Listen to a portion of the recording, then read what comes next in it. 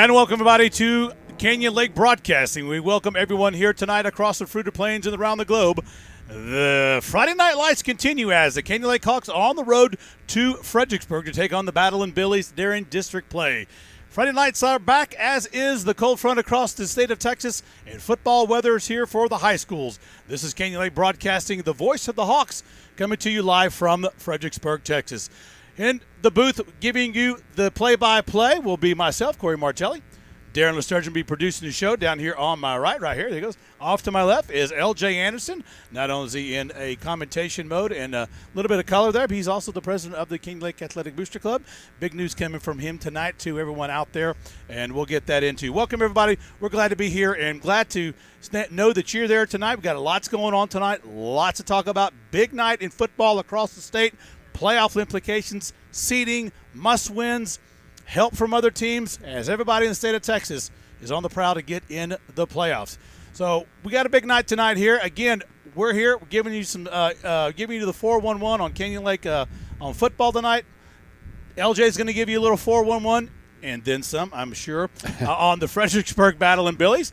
And Darren's going to continue producing the show like he always done. But Darren, hey, it's good to be back here. We've got some tight quarters and a lot of wires. Got a lot of wires, but hey, it's going to be a great night. Now, it's going to be a cold night. The wind is blowing about 35 miles an hour, I'd say, out there. It's quite the north clipper that's come in. And I tell you what, it's going to have an effect on the game, I think. Absolutely. It's going to have an effect on the ball, and it's going to have an effect on these teams to see how they handle it. Yeah, absolutely it will. LJ and we were talking about that a while ago. The cold weather on the pigskin, the turf, the coldness, the hardness of the ball.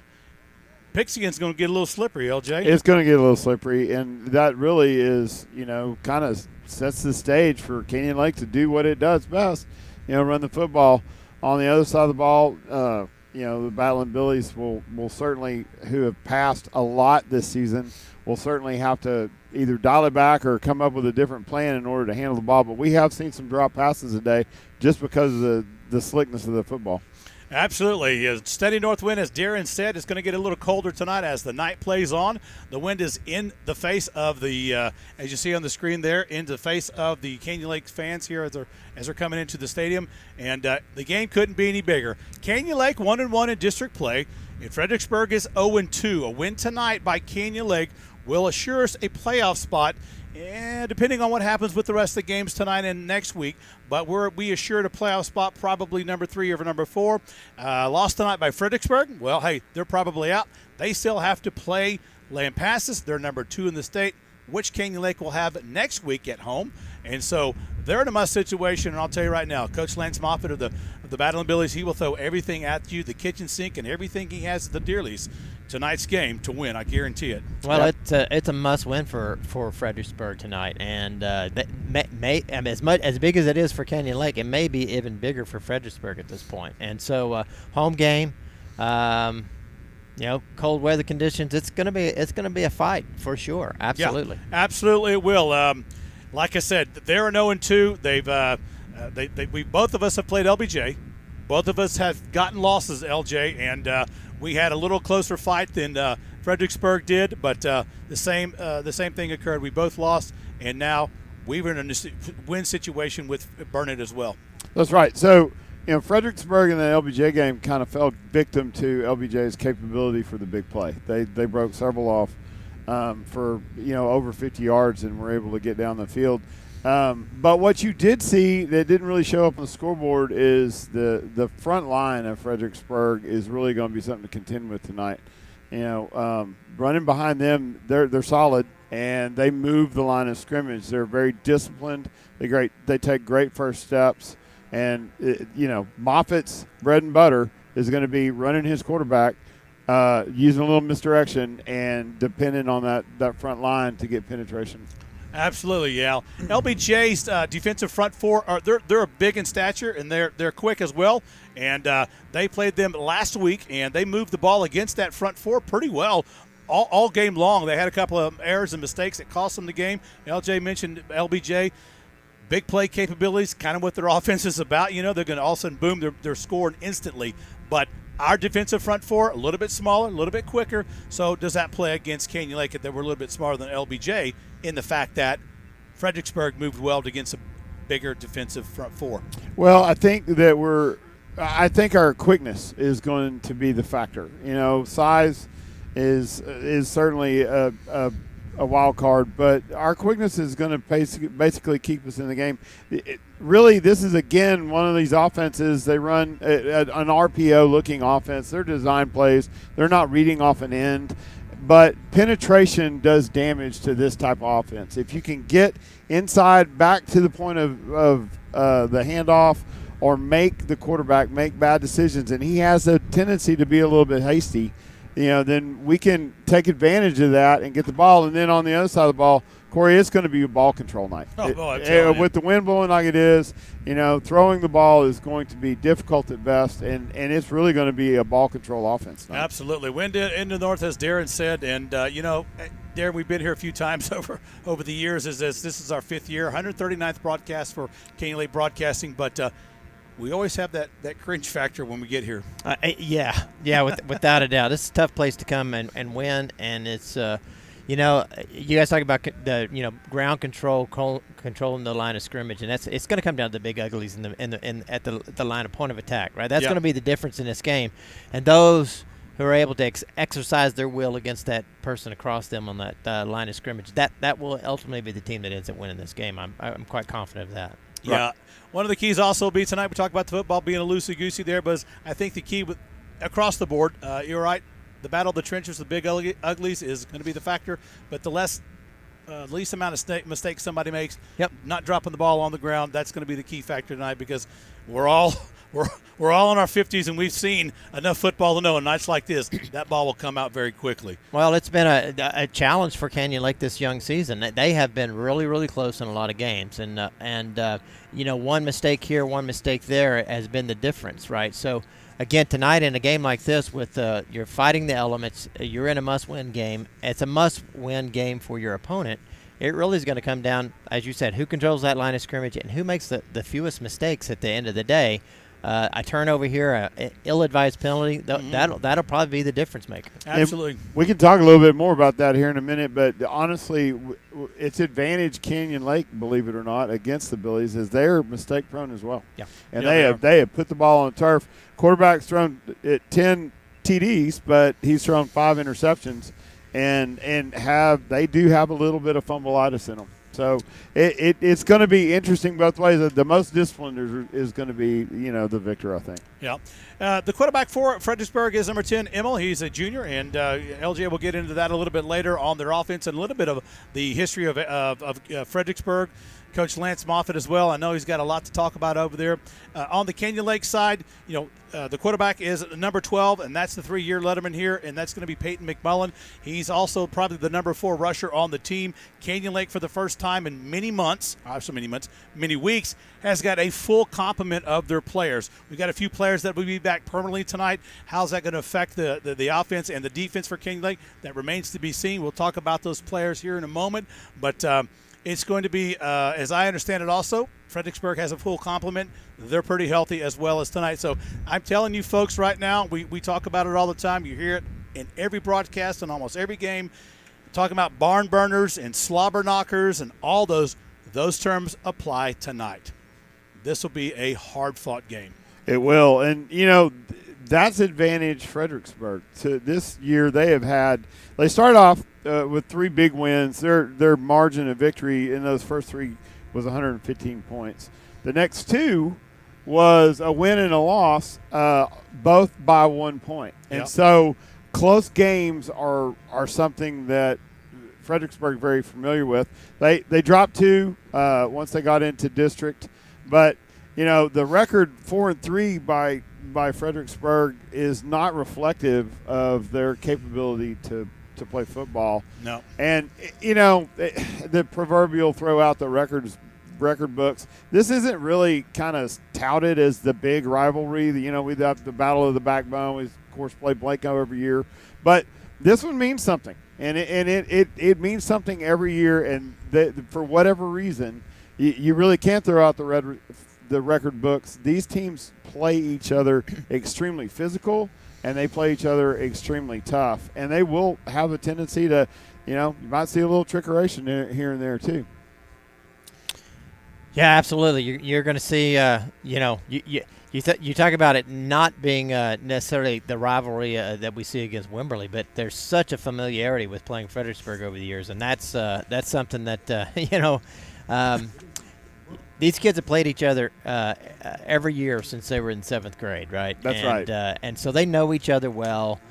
They know their tendencies, and that is one of those things that you and I, who are not down on the field with regularity, don't understand, and that plays a big part in around confidence and whether or not you think you can beat the guy across from you. And I think that's where, you kind of you talk about throwing out the intangibles, right? Yeah. That's the part that we can't know unless you're down on the field and close to the trenches. And they see them in all sports, Darren. They it's do. not just football. They compete with them essentially year-round across the board. The board. And they're talking about track and basketball and say, do you remember, I heard a little dinner time conversation. Well, don't you remember that guy in 8th grade when we did this? Oh, yeah. There's a lot of that. And so it's not just a competition one night at a football game that you see once a year. This is the first of a series of events that's about to happen this year. Yep. And every one of them are going to be, it'll set the tone for the rest of the tense. season and everything else. So, Absolutely. well, Darren's absolutely right. But these historical games grow and grow and grow, and we've got a good relation with Fredericksburg. Yeah, it's fun. It's fun. We talk about what makes high school football fun. It is that familiarity. It is that rivalry. And it's a different thing when you're going up against somebody you've played each season for the last 10 years versus somebody that's brand new in the district. It's always a different dynamic. Yep. Absolutely. Well, there's a lot of historical information and stuff that LJ I know is frothing at the mouth to get out and frothing. They're frothing. I am frothing. We do have some inside connections, and we're going to call this the Farmer's Vibe, and that is what LJ comes up on our opposing teams, and I'm just going to let the horse out of the gate, and down we go. Oh, there you go. Well, so we talked a little bit about Fredericksburg and their records. Last year they went 6-5. They got one game in the playoffs, that defeated by a tough El Campo team. This year 4-3, but really that could easily be 6-1. And their margin of victory, like I said, they rolled over the first 3 teams they played, starting with Monaghan's, and then kind of had a couple of battles. The epic battle, the best game I have seen this season was actually the Fredericksburg Bernie game. Absolutely. That was played and won on the last play when Moffitt, who is not afraid to gamble, went for 2, and Cole Emmel put one in a place for Cade Jinsky that absolutely there was no other way he could have completed that pass. He literally threw it through the eye of a needle and won the game on the last play with a 2-point conversion. After marching down the field and being manhandled basically down the field, they came back and did the same. Yep. It was a gutty play. One of the people that we'll talk about is Judson Beard. He's a junior captain, plays both directions. You'll see a lot of both direction players. It seems to be some of a common theme here in 4A football. But Judson Beard's his primary receiver. He will rush a little bit well. He's got 18 for 372 yards, 3 TDs rushing, however, and 2 TDs receiving. But the play out of that kid was a reminder of Kellen Winslow during the San Diego Chargers-Miami game in the 4 overtime game. I mean, he kept coming back on the field from the dead. It really looked like they revived him more times than Jesus revived Lazarus. And so it was really a remarkable performance. So I say that to say this is a real gutty performance from this group. Yeah, it is. That Bernie game was one that everybody watched, and it was the first time that Fredericksburg had won in Bernie, so that was a big win for Lance Moffitt and his crew. They had never done that before, and they pulled it off in spectacular fashion. They did. Moffitt, he came from Stony Point back in 2011, where he was an assistant. He's been kind of at the helm for a long time and really put together a decent program here at Fredericksburg. Interestingly enough, though, he picked up an offensive coordinator that was once a coordinator or assistant coach for our very own Coach Sosa down in San Diego, Texas. So the South Texas connection continues to permeate. Everywhere we go, the world is much smaller than what we think, especially in the coaching world. And so these guys know each other well, and they know about what is going to come at you. Fredericksburg is going to run a spread. You're going to see a lot of 12 personnel. And you're going to see a lot of 21 personnel. You're going to see a lot of zero backfield. They like to run deuces.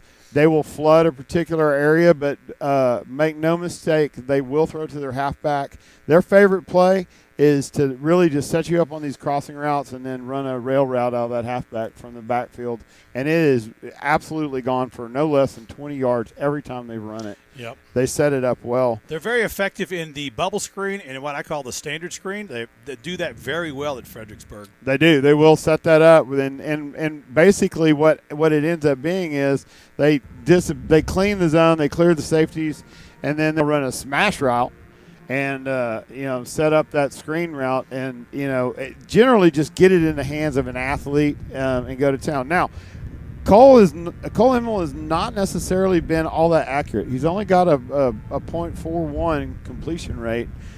He has thrown for a lot of yards. Where he is extremely slippery, though, is in the backfield and using his feet. It's not necessarily an RPO, but he'll drag that fake out for a long time, freeze those linebackers, and then counter the other way based on his read of the linebackers. And he really executes this thing to perfection. So it's going to be a thing of beauty when you see it work, although tonight we're hoping that we're in the backfield wreaking havoc and making something happen on the edges. Well, we've got some players back at Canyon Lake, hoping we'll talk about in just a minute who can hopefully make that happen. Yeah, absolutely. On the defensive side of the ball, Corey, we're going to see what I'm now calling the standard. The 4-3 defense is what everybody seems to be running against this. Now, when we say 4-3, everybody thinks, okay, if we were to be a passing team, we 4-3. What they really run is a 10-1. I mean, they put everybody up there. They're going to have everything stuffed in the slots, ready to go, and they're going to line up hoping to disrupt. Now, number 66, Zachary Wobolding. Okay. I'll take your word for it. I wouldn't have got that right. I had a 100% chance of failure at that. This guy is super aggressive. And we've seen success when we played against teams that are super aggressive into the backfield. We kind of just slip right past them. So a quick developing play, that kind of thing, counter, a lot of inside the tackle mix is really going to be good for us tonight, I think, with their pursuit. Well, that seems like everything that is normal about LJ, digging down deep to get all the 4-1-1 and more on our opponents throughout the season. He'll continue to do that from eternity, probably, till the sun gets real big and destroys all planets. He'll still be trying to look everything up. I am still going to be studying film. I really am. I mean, everybody else is going to be scorched. We're going to be in deep famine, and where's LJ? Well, he's starving to death, but he's still looking at film. Yeah. Well, we're going to take a break here with our sponsors, and we'll be right back, talk a little about Canyon Lake side of the football, and we'll get started. The teams are coming out on the field, warming up a little bit, and we'll get underway at Friday Night Lights as Canyon Lake Hawks goes to Fredericksburg to take on the Battle Billies. We'll be right back after these sponsorship messages. Hey, Hawk fans, did you know that not only is Hawk Country a fantastic place to live, but Comal County and surrounding areas are amongst the fastest growing areas in the entire country? If you or someone you know is considering buying or selling any type of real estate, call your Hawk Strong Realtor, Steve Crisp. Steve has lived here for over 20 years and is very knowledgeable about the current real estate market here in Hawk Country. Steve is a realtor with Berkshire Hathaway Home Services, Don Johnson Company, located right here in Canyon Lake, home of the Mighty Hawks. Whether you're interested in selling or buying, let Steve go to work for you, furnishing all the information needed to make an educated real estate transaction. Due to the strong real estate market, our property here in Hawk Country has and continues to appreciate in value. If you own real estate and would like a no-obligation market analysis on the current value of your property, give Steve a call at 830-832-0257. That's 830-832-0257. Go Hawks! PaulSawyerSeptics.com, installing systems that last a lifetime. No matter how large or small, how simple or complex your project may be, call on PaulSawyerSeptics.com. They'll meet all of your on-site sewage system needs. Give them a ring at 830-935-4936. Again, that's 830-935-4936. PaulSawyerSeptics.com, installing systems that last a lifetime. Hi, this is Terry from the UPS store located on 113 Stargrass inside the Good Life Pharmacy on FM 306. From packing and shipping to faxing and copying, we can do it all here at the UPS store. Amazon returns, we can take care of that. We also have a notary on staff throughout the day. Come see us here at the UPS store across from Rebecca Creek Elementary on FM 306. Whether you are needing assistance with your mortgage to buy your home, buy a vacation home or rental property, refinance or take the equity out of your home to pay off high-interest credit card debt or other financial needs, call Mike Horner at Gold Financial Services, your local mortgage lender. Whether you have great credit or have had an issue or life situations that have affected your credit, he is there for you. Call him today at 210-240-6196. Mike Horner at Gold Financial Services, NMLS, number 234487, Equal Opportunity Lender. Gold Financial Services is a division of AmCap Mortgages LTD, NMLS number 129122.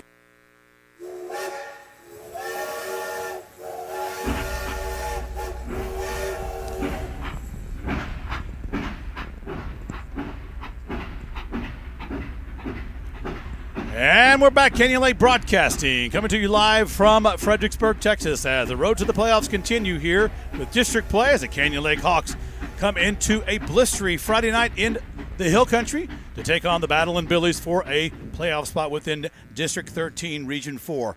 Welcome, everybody. We appreciate you joining us here tonight. And we're kind of warm here in the booth a little bit, but outside the booth, it is a wind of 30 miles an hour or thereabouts. In the face of Canyon Lake fans sitting in the stands tonight. And, boy, I tell you what. That's you're hearing the wind right there. That's not fake. We'll be fighting that all night long. That's not a false wind. It's not a false wind. That's not somebody breathing on the mic right there. No special effects in here. That is it, absolutely. Although we could probably use some special effects. We could, some special something. we need all the help we can get up here.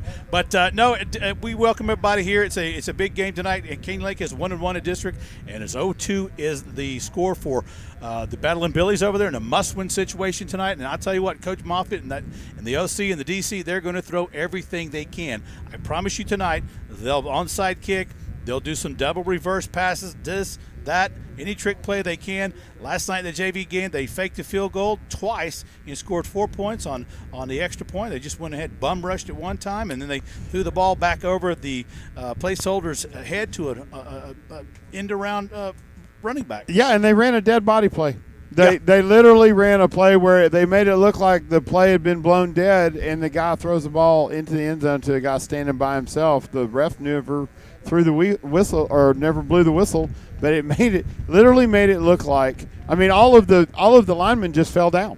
Yeah. You know, they just stopped playing and they just fell to the ground. Yep. Everybody was trying to figure out what the heck was going on. It was one of the most interesting trick plays I've ever seen. Yeah, and so that will be indicative of tonight. Canyon Lake, on the other side of the ball, a little bit about them real quick. We're just about underway.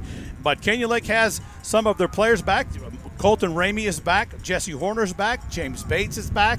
And number 32, Elijah Johnson, he'll be playing defensive end. He'll be back tonight. So Canyon Lake, for the first time in a long time, has some key players back. And Jesse Horner has been running like a madman when he has gotten the ball and has been healthy, as well as James Bates, Darren. Yeah, I was talking to a couple players over the last couple of days. He appears to be as close to 100% as you can be at week 7 here of the season. And so, glad to get him back. And, again, you're going to see some players that we have not seen in a long time. And in the case of Elijah Johnson, we haven't seen him at all. He got hurt in preseason. So, look, it'll be a little bit different makeup of people on the field. You're going to see some things, some different positions that we know that McMullen's going to play in a couple of spots tonight. Yes, quarterback, but also cornerback on defense. That's right. You're going to see him at cornerback, and really that is critical tonight. The lockdown corner is going to be super critical for the Hawks because number 6 is going to get out in space, and that kid is a playmaker. But they are good in enough positions, Darren, where they're capable of making you be honest. In other words, they're going to make you respect every position on that field. Yep. As we start I guess we're starting a coin toss. Going to have a little coin toss out there. Jesse Horner representing the team, senior captain out on the field, representing that. Looks like you got Cole Emmel as the junior quarterback for Fredericksburg that will make the call here on the coin flip. Referees over there giving them the 411, talking about the coin is up. We'll see what the outcome is. Probably see Canyon Lake defer if they win the toss. Looks like Fredericksburg has won the toss, and they're going to take it, and that's probably the way that Canyon Lake would have done it either way. But Fredericksburg will receive the ball first. They'll be defending what is the west end zone. This field goes east and west. One of the only fields to do that. Yeah, not very many. rare. I mean, so if we say east and west, we haven't lost our minds up here. Exactly. That north breeze is coming from the obviously the north, yes, but it's coming across from the Fredericksburg side of the field directly into the face of the fans from Canyon Lake. Lockhart's like that. That same way. Yeah, so. It's odd. It is odd. When you hear somebody say we need a north-south runner, well, God, we hope not. Yeah, absolutely. And you got LJ out there, TJ out there managing the camera tonight. We really appreciate that because it's going to be brutal. But he's got a nice shot there on the flags as the drill corps goes out to the middle of the field, and those flags are standing out stiff against this breeze. That's what you call an old 30-knot military wind there. It's when you stand out like that, they tell you it's 30 miles an hour. Yep. Absolutely. Look at that right there, man. Whew, what a shot. What a shot.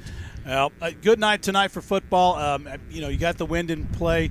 LJ mentioned it a while ago, and I think Darren did as well. We run the ball a lot at Canyon Lake, slot T offense. It may bode well if we can keep things going. And we mentioned a while ago about having everything thrown at us from the Billy side of the ball.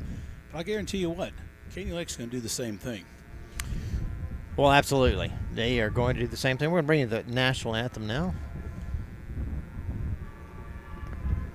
Brought to you by the Fredericksburg Battle and Billy Band.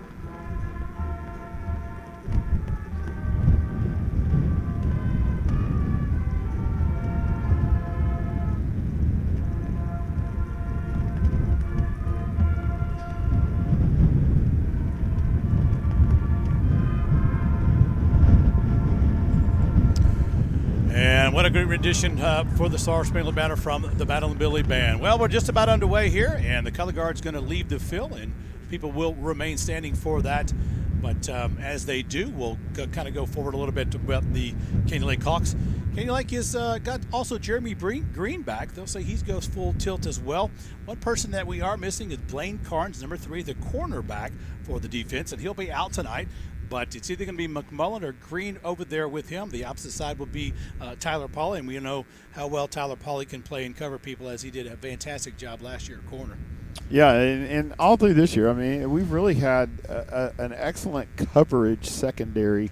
And what is caused, though, is the quarterback to run, Corey. And so one of the things that we got to do is we have to be able to defend that quarterback. When Emmels gets leggy, he can cause a lot of damage. He's generally good for about 65 to 70 yards per game. On the last 2 games, he was a little bit less, and that's how they did. They stopped the quarterback run, and it changed the entire dynamic of the Billy football team. So tonight's key, I would tell you, is you got to shut down the run from the quarterback. Absolutely. Well, here we are underway as Canyon Lake will be kicking the ball off to Fredericksburg. And to getting the game started, that means Canyon Lake will have the opening kick up to the second half. And believe me, I already think that Fredericksburg will do an onside kick as they did last night against the JV. Our JV won, I think, 42-29 was the final score. But I'll tell you, LJ was there as well as I was, and there was a lot of trickeration, if you will, by the Fredericksburg JV team.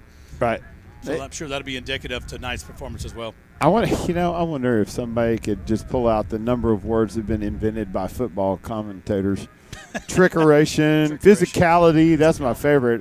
What the heck is physicality? I'm not sure. I don't know, but Mad made it up, I think. And so if he made it up, it's got to be good. Well, back deep to receive the kickoff will be number 12 for the Billy Zuperbuehler, and number 4 as well, and that's going to be Yinsky. The far side is going to be number 6, Neary. Dalton Stanton will kick it off at the 40-yard line, and we are underway. He'll punch one up in the air, coming down at about the 24-yard line. Billies will take it and they'll look for a return up the middle, and no dice there as the bodies pile up like a bad car wreck on Interstate 10. And that was on the return. It's going to be number 15. That's going to be Smith. And that's where the Billies will have it, 1st and 10 at their own 32-yard line. No favor with the wind at their back, as we all talked about. It's coming from the Billy side right into our face, so it's going to be in our left to right for them as they go down the field. So sure enough, Corey, you called it. Number 12 is that cornerback for the first time this season. That's Peyton McMullen, the quarterback. He's filling in for Blaine Carnes. Here comes the shotgun. Pass right off the start. They're going to test out Peyton McMullen. He picks it off to start the game. Interception, Peyton McMullen. And Canyon Lake will get the ball.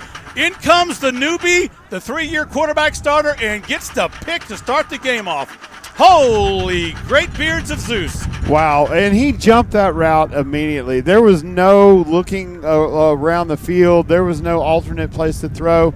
McMullen read his eyes, got back into the quarterback, and just literally jumped in that route and made it happen.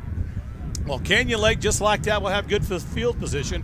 They'll have it 1st and 10 at their 42, and I dare not say that they passed the ball. You'll see a lot of running after that one. I think the air got under the ball a little bit there. Well, I heard that tonight that we'll see Toich at strong end, so they will have a jumbo beef package out there tonight quite often.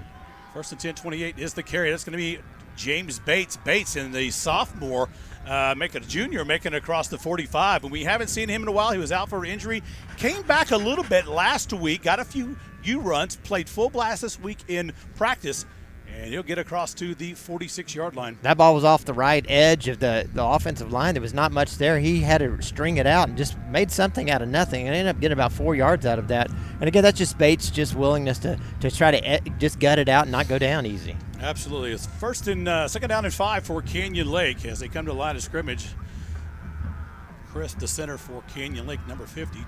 Rivali in motion. It's going to be a dive play. Up the middle, there goes Bates, and Bates picked up where he left off, and he'll get across to the 45-yard line. That'll be a Canyon Lake first down. You talk about the speed of Bates from the line of scrimmage. He's so quick off the ball. And I tell you what, he's on the defender at that line of scrimmage at the point of attack so fast that he's into that second level before they can do something. He was one guy away from heading to the end zone. Twice Rodriguez, his number 14 for Fredericksburg, has made that tackle, and he was the last guy standing between him and the goal line. It'll be 1st and 10 for Canyon Lake. Plays and a first down. Here goes Bates again off tackle, and he's hit hard, and there you go, number 66 for you, LJ. That's the penetration that you knew that you were going to get. When he can get upfield and attack the point of the handoff, that's where this could get dangerous for us. We've got to control that ball. Number 66, Will Bolding on the stop, the gain of 2. It's going to bring up 2nd down and 8 for Canyon Lake. In comes Jeremy Green, out goes Rivali, number 22. The two numbers that you got to keep quiet tonight are going to be number 21 and 33. Between the two of them, they have 88 tackles for the season. They are all over the place, all 53.5 yards, north-south, as it were. It's going to be a dive play. Bates up the middle again, and he ran into a big red Battle and Billy Wall. Take your pick on the tackle there, but getting up the bottom will be number 33. That's going to be Metzger. Just no place to go right there. That time the offensive line on the right side just got no movement on the big defensive tackle and defensive end on that right side. In comes Tyler Pauly, the 6th, the senior. Also plays corner, so it's going to be 3rd down and 7. 1 yard on the gain. Big play for Canyon Lake already. Mullen takes a snap. It's going to be a rollout. He looks downfield. He's going to scramble. He has some room. He's going to throw it. It's to Pauly. Reception caught across the 30-yard line. And just like that, Canyon Lake gets inside the 30-yard line down to the 27. And that'll be enough for Canyon Lake. First down. McMullen does a nice job of dropping back. They're breaking the defense down a little bit by rolling toward the line of scrimmage. They break down, and that leaves Pauly uncovered. He hits him on the sideline with a nice pass, one of the nicer passes I've seen McMullen make on the run like that. Truly, and it literally with the wind aided. I mean, that ball was a dart. And, thank God Pauly had sure hands. That defensive lineman, number 66, made that tackle downfield 15 yards. 1st and 10, Canyon Lake at the 27-yard line. Backside Rivali is going to have some room. Can he make the corner? And he's going to have a flag. And number 6 on the tackle over there, and that's going to be Beard. A flag on the play right at the point of attack for Beard. I think they're going to get that block out there, that cut block sometimes that is done by the outside receiver. Sometimes is called as a cut block. 65, illegal block in the back, so they'll bring that one back. And that was actually the quick guard out there that got that block out on the edge, and they're going to call that a block in the back. That's going to come back, Corey. So we talk about mistakes and penalties on drives that can kill things, and that's a big one for Canyon Lake, and he'll drop them back 10 yards. Repeat first down, so they'll have a first down to make 20, and it's going to be 1st and 10 at the 37. Out comes Viatric. Jeremy on the right side, flexed out Rivali in motion. It's going to be a backside. This is going to be Horner. Horner does a little sidestep. He gets across the 30-yard line. Nice move by Jesse Horner. Jesse Horner just freezes the cornerback, number 15, in his tracks. There's a nice little stiff leg on him, or maybe the Jimmy leg, you can call it that. But he gave him the fake leg and 15 bit on it, and he got another 5 yards after making the move. Going to make a second down, and we're going to call this 12 for Canyon Lake. The ball at the 30-yard line. Two down territory for Coach Moses traditionally here inside, and they'll split out. Here comes number 6, Pauly, out to the numbers. It's going to be up the middle, Bates, and he runs into a wall. He might get a couple of yards, but I'll tell you, they're trying that inside. They are, and they keep running right at that big number 66, but they're just not getting movement on that gentleman. He is hard guy to move. That's Will Bolding. We talked about him. I know LJ mentioned it. And yeah, absolutely. He is a big man. Normally you're trying to run a series of plays or set plays in advance, just to see how they're going to react to things. What we're seeing is what we thought we'd see. He's up the field really fast. A little counter. 3rd down and 11 here as Canyon Lake splits them out. Shotgun formation for the Hawks. Rolling out to the right side is McMullen looking downfield, and the flag is thrown. They're going to say offsides Canyon Lake, and there was some movement. Yeah, they're going to get them for some illegal procedure, I guess is what they'll end up calling it, maybe if all starts. And that's going to put them back 5 yards. That's going to make it a difficult 3rd and call it 16 when it's all said and done. It'll be 3rd down and 16, and back to the 33-yard line. Canyon Lake 2 penalties on this drive, and it's really hampered the movement of the ball and the momentum. Canyon Lake will have an uphill battle for sure, and if the ball gets inside about the 25, and there'll be 6 or 7 yards, I bet you Coach may go for it. We'll see. Here comes the Hawks. McMullen under center. Rivali in motion. Walks around. McMullen looks downfield, has a man. It's going to be a screenplay, and Bates caught it. He's across the 20, the 10, the 5, and touchdown Canyon Lake. There's a flag on the play, though, back at the 20-yard line, and Coach Moses is none too happy.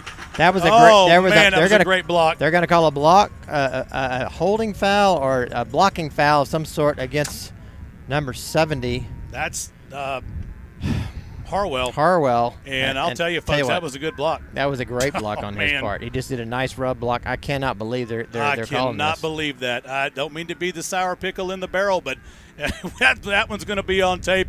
And kind of the one we had taken away from us in Wimberley a few years back. And I'll tell you what, man. There's a big discussion. We're going to see what they end up saying here. Yeah, well, we're going to see. They're picking up the flag. I don't see the call. Here it comes. So the call. Personal foul, face mask on the offense. Well, folks, that's part of the game as they. Harwell is beside himself as he knows he doesn't feel like he got any part of that face mask. We'll have to see that tomorrow morning when we watch the replay. Oh, I can see it right now. And I'll tell you, folks. That was a great call by Coach Moses. Well-executed screen.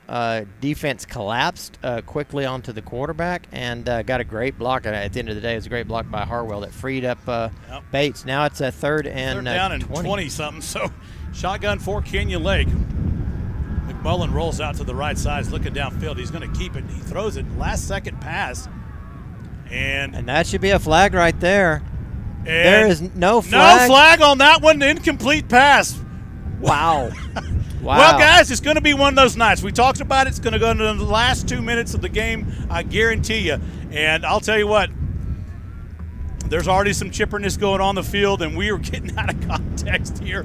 But it'll bring up 4th down, and Boy, oh boy, oh boy. This is what adds to the rivalry and the games between these teams. Things like this. They're going to bring Pauly out to punt this one away unless there's some sort of trickeration. But I think at fourth and 21, I don't think that's going to happen. But, that was an underthrown ball that the defender ran through the receiver, and there was a no call on it. Good kick by Pauly, and taken at the 10-yard line and immediately hit. That's going to be number 2 on the return. Well, just like that, Canyon Lake picks the ball off with Peyton McMullen. They drive downfield and get 4 penalties called. And it'll be 1st and 10 for the Billies at their own 20-yard line, guys. Well, it's kind of funny that we're not, 8 minutes into this thing or 6 minutes into this thing, and the coaches are livid on the sidelines. I mean, they are out of their minds mad at some of these calls. It'll be 1st and 10 Billies. Emil, the quarterback, the junior, number 10. He's got trips to the right. It's going to be a run to the right side. Number 6 with the carry, and he's going to be hemmed in. And on the far side of the field with the tackle is going to be number 10, Bowers. Beard on the carry. He's going to gain a couple, maybe 3. They're going to call it 2nd down and 7. Bowers does a nice job coming up from that strong safety linebacker type position and rover, if you will, and really forcing that play and keeping the edge. Shotgun formation in the backfield to be twins right and left for Fredericksburg. It's going to be an RPO right up in the middle. Here comes Canyon Lake, and outstretching is number 20. Number 26 on the stop.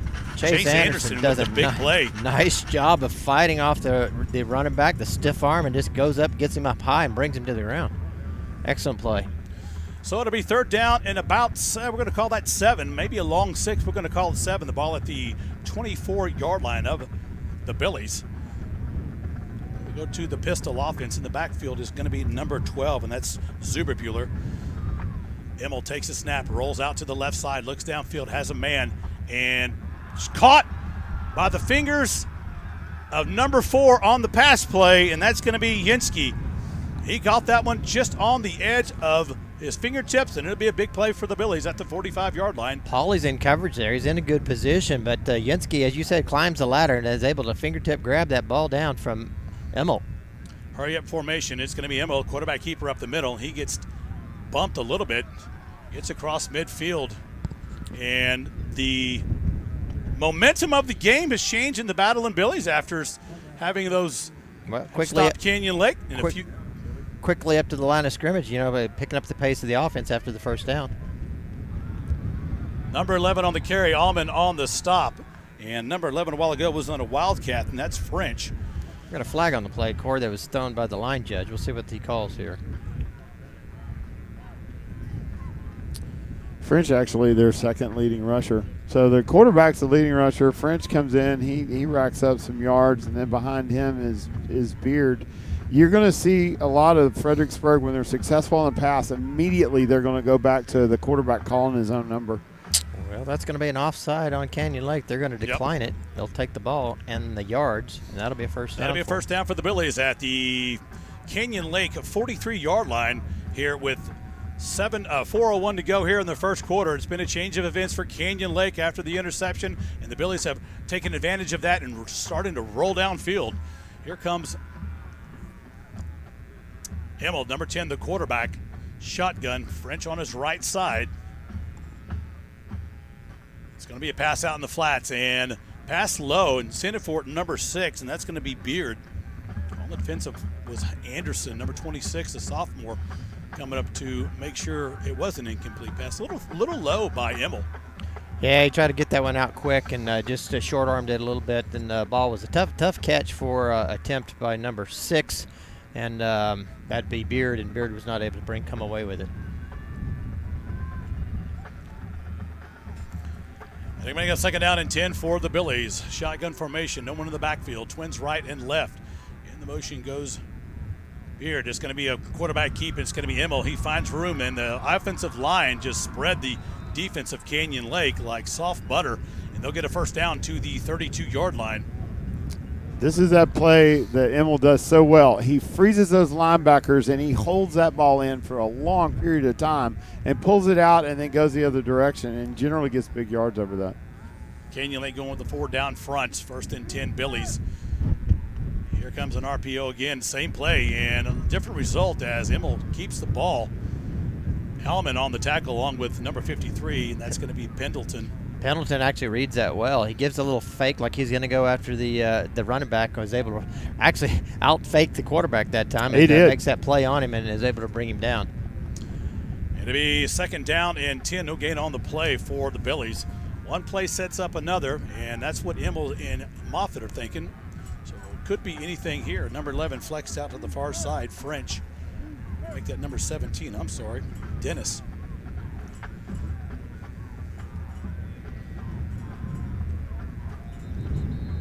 And there has a whistle blown. That's going to be a timeout for Fredericksburg. Well, guys, what a quick 3 minutes. It's 2:37 left to go in the first half. Canyon Lake drove down, thought they had a touchdown, and they did not. Got the ball, and then the Billies taking advantage of it. It'll be 2nd and 10 at the 32-yard line. They just read something there. When you see number 4 go in motion like that, when he's coming back across on twins, they have a tendency he'll again ride that down, fake that, he'll pull it, and that's when you see that other halfback on that rail route going down the sidelines. That has been undefended almost the entire season against Fredericksburg. That's Yinsky, number 4, that gets in motion a lot of the time, along with number 11, French. He doesn't, that's who they're keying on is number 4. That's their number 1 receiver between him and Beard. Number 4 is the one that pulled it in for the game winner against Bernie. Same type of thing. They're looking for him, and you just don't look for that halfback out of the back. It's a delayed rail route that just turns into big yards. So it'll be 2nd down and 10 after the timeout by the Billies. Shotgun. French will be on the left side for the Billies. In comes the motion. It's going to be a keep, and they read this one fine. Look at the big play by number 53 on the far side of the field. Take that back. That's Ramey. That's Ramey, number 88. Sorry, folks. Ramey coming in there, the big man. It'll be a loss of about 5. It'll be 3rd down and 15. And number 4 had the carry on that one. That's going to be Yinsky. Well, that was a generous spot by the referees there. I don't know. I mean, about another 10 yards from there, and when he's running backwards, it's not forward progress. No, it's not. Kind of an interesting Holy cow. spot. 3rd down and 15, we'll say. Emma looks downfield, pumps fakes, has a man, and got him across the middle and entered. And I'll tell you what, Allman put his paw inside the middle of the Cracker Barrel, and he made that one undone. Trip Dennis was the receiver, the intended receiver, number 17, as he comes across there. Well defended by, as you said, by Patrick Allman, number 5. He gets a hand in there and punches the ball away. It'll be 4th down and 15 still. Coach may go for it. We may see a pooch kick here. Got to watch out for anything. It is 4th down. They need to win tonight no matter what. So you may see a lot of trickeration, as they say. It's going to be a kick high in the air. Canyon Lake's just going to get away from this one. Ooh. Green almost gets doused with the ball as the ball trickles out of bounds. Ooh, I mean, he had no idea where that ball was. Wow. Holy Toledo. No idea. Ball almost hit him right in the top of the helmet. It's almost what happened right there. I want to go back to that last pass play real quick, Corey. That route that I just saw is something that showed up on film. Say they are running a rub route against the back judge. That back umpire, they're specifically, and they peeled Chase Anderson off of that play by running directly at that guy, and Allman just picked it up, thank God, and got his hand in the deal, but that is a designed play. Well, it'll be 1st and 10, Canyon Lake. Good eye, LJ, from Canyon Lake's 12-yard line. As they get up to the line of scrimmage, Fredericksburg comes a little late. It's going to be number 8, and he's going to have some room on the right side. He gets tripped up over there. Good play by number 6, and you're going to see his name a lot tonight, and that's Beard. Warner had all kinds of daylight. Beard was the only guy to stop him out on that outside edge, and he goes underneath the block and was able to get a hand onto Horner. I thought as he went low, there was going to be no chance for him to make a play, and Horner had a lot of room, but he's able to get a hand on Horner and bring him down. Yeah, it'll be 2nd down, and they're going to give him no yards on the play. 2nd and 10. Here comes Canyon Lake. Looking to put together a long drive. Ravalli in motion. And it's going to be a pass just in and out of hands of Horner. And as Horner catch that one, he was gone. Oh my goodness, that Oh, was you just get the Uggs on that one, folks. we had a great He we was had a, there all night. That'd have been 2 touchdowns. We could take off the boards. we had a great angle of that one right there, and just a little bit long for Horners, not able to get up there and get a hand on it and bring it down. Well, I tell you, that's 2 plays Canyon Lake wish they had back, and it's the little things like that, as they say, that keeps the big plays off of the board. So Poly will come in. They got to hurry up. The second clock's down to 8, 7, 6, 5, and McMullen gets it underway. Right up the middle. Here we go, Canyon Lake, and that's going to be Rivali, I believe, on the carry. French on the tackle, and Rivali gets across to the 20-yard line. That'll be 11-yard gain, and a Canyon Lake first down. That was a little peanut play right there. I think that he tucked it back into Rivali. Rivali comes out of that the scrum.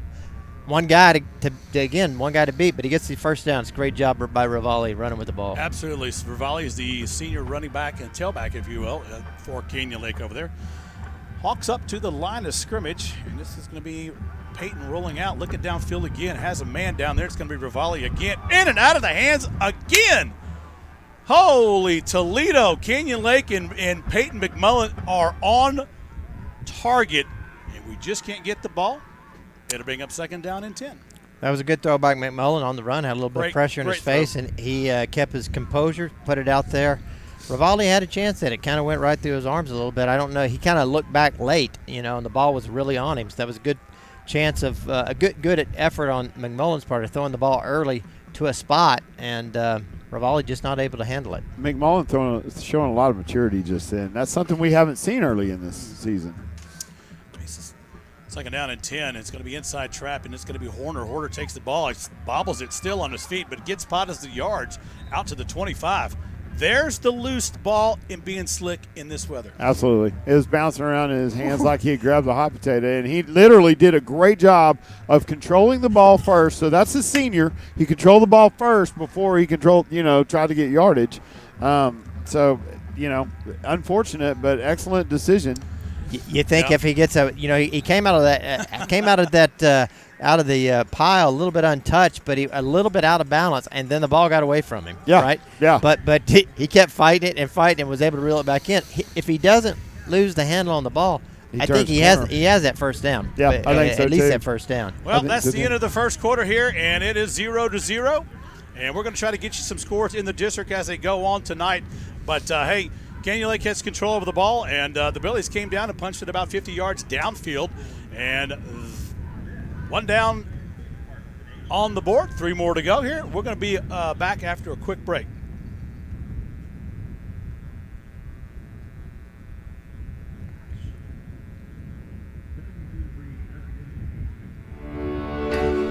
We are Brookshire Brothers, selling groceries and growing communities since 1921. Giving back is how we celebrate. Your family, your town, your future.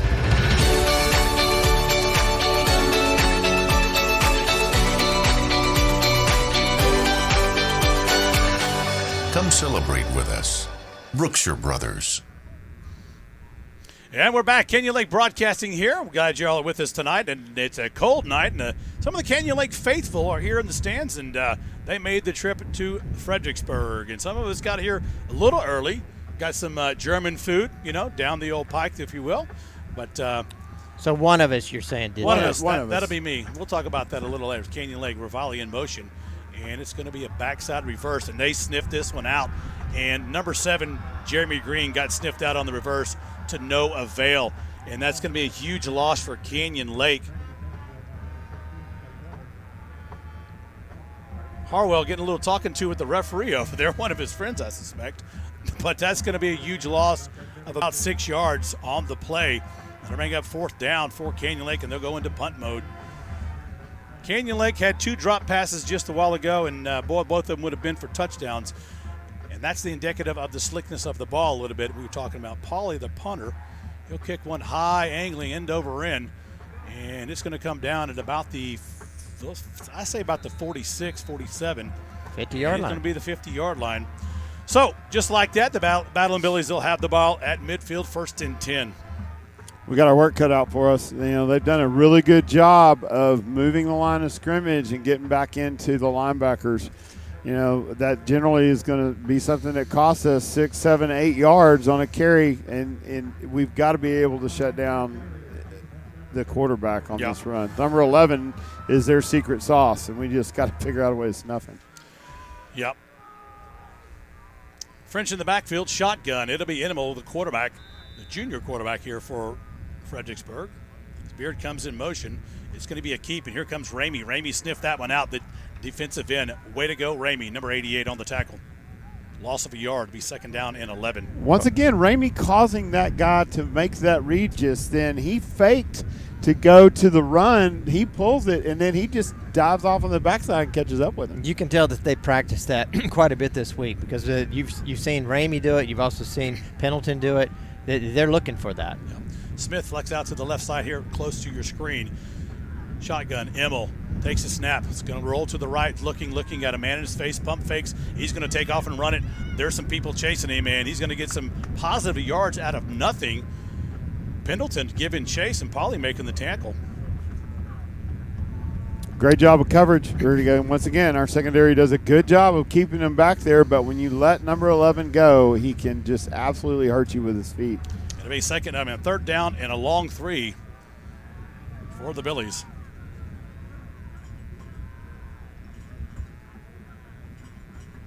Emma looks to the sidelines to Moffitt over there, and the offensive coordinator, which LJ had talked about earlier, calling an audible at the line. Third down and 3. It's going to be a run right up the middle, and Canyon Lake's going to shut the door on this one. Here comes Pendleton and Allman, and no go. No gain on the play. It'll be fourth down and 3 for the Billies. We smelled that Wildcat formation. They come in with number 10 who comes and plays quarterback. Typically in a Wildcat, hands it off to his quarterback as his running back and chopped it off. Here they come to the line of scrimmage. They're going to hurry up and try to catch Canyon Lake off sides.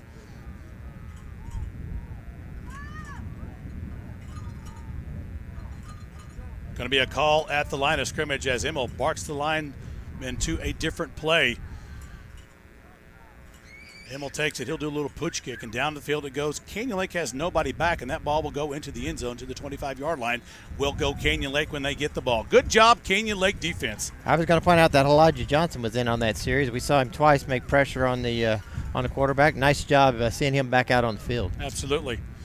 Well, it's been a battle of wills and big plays so far. Canyon Lake has definitely had their offense ginning, and Canyon Lake defense has held tight to about 66 yards total offense so far for the Billies.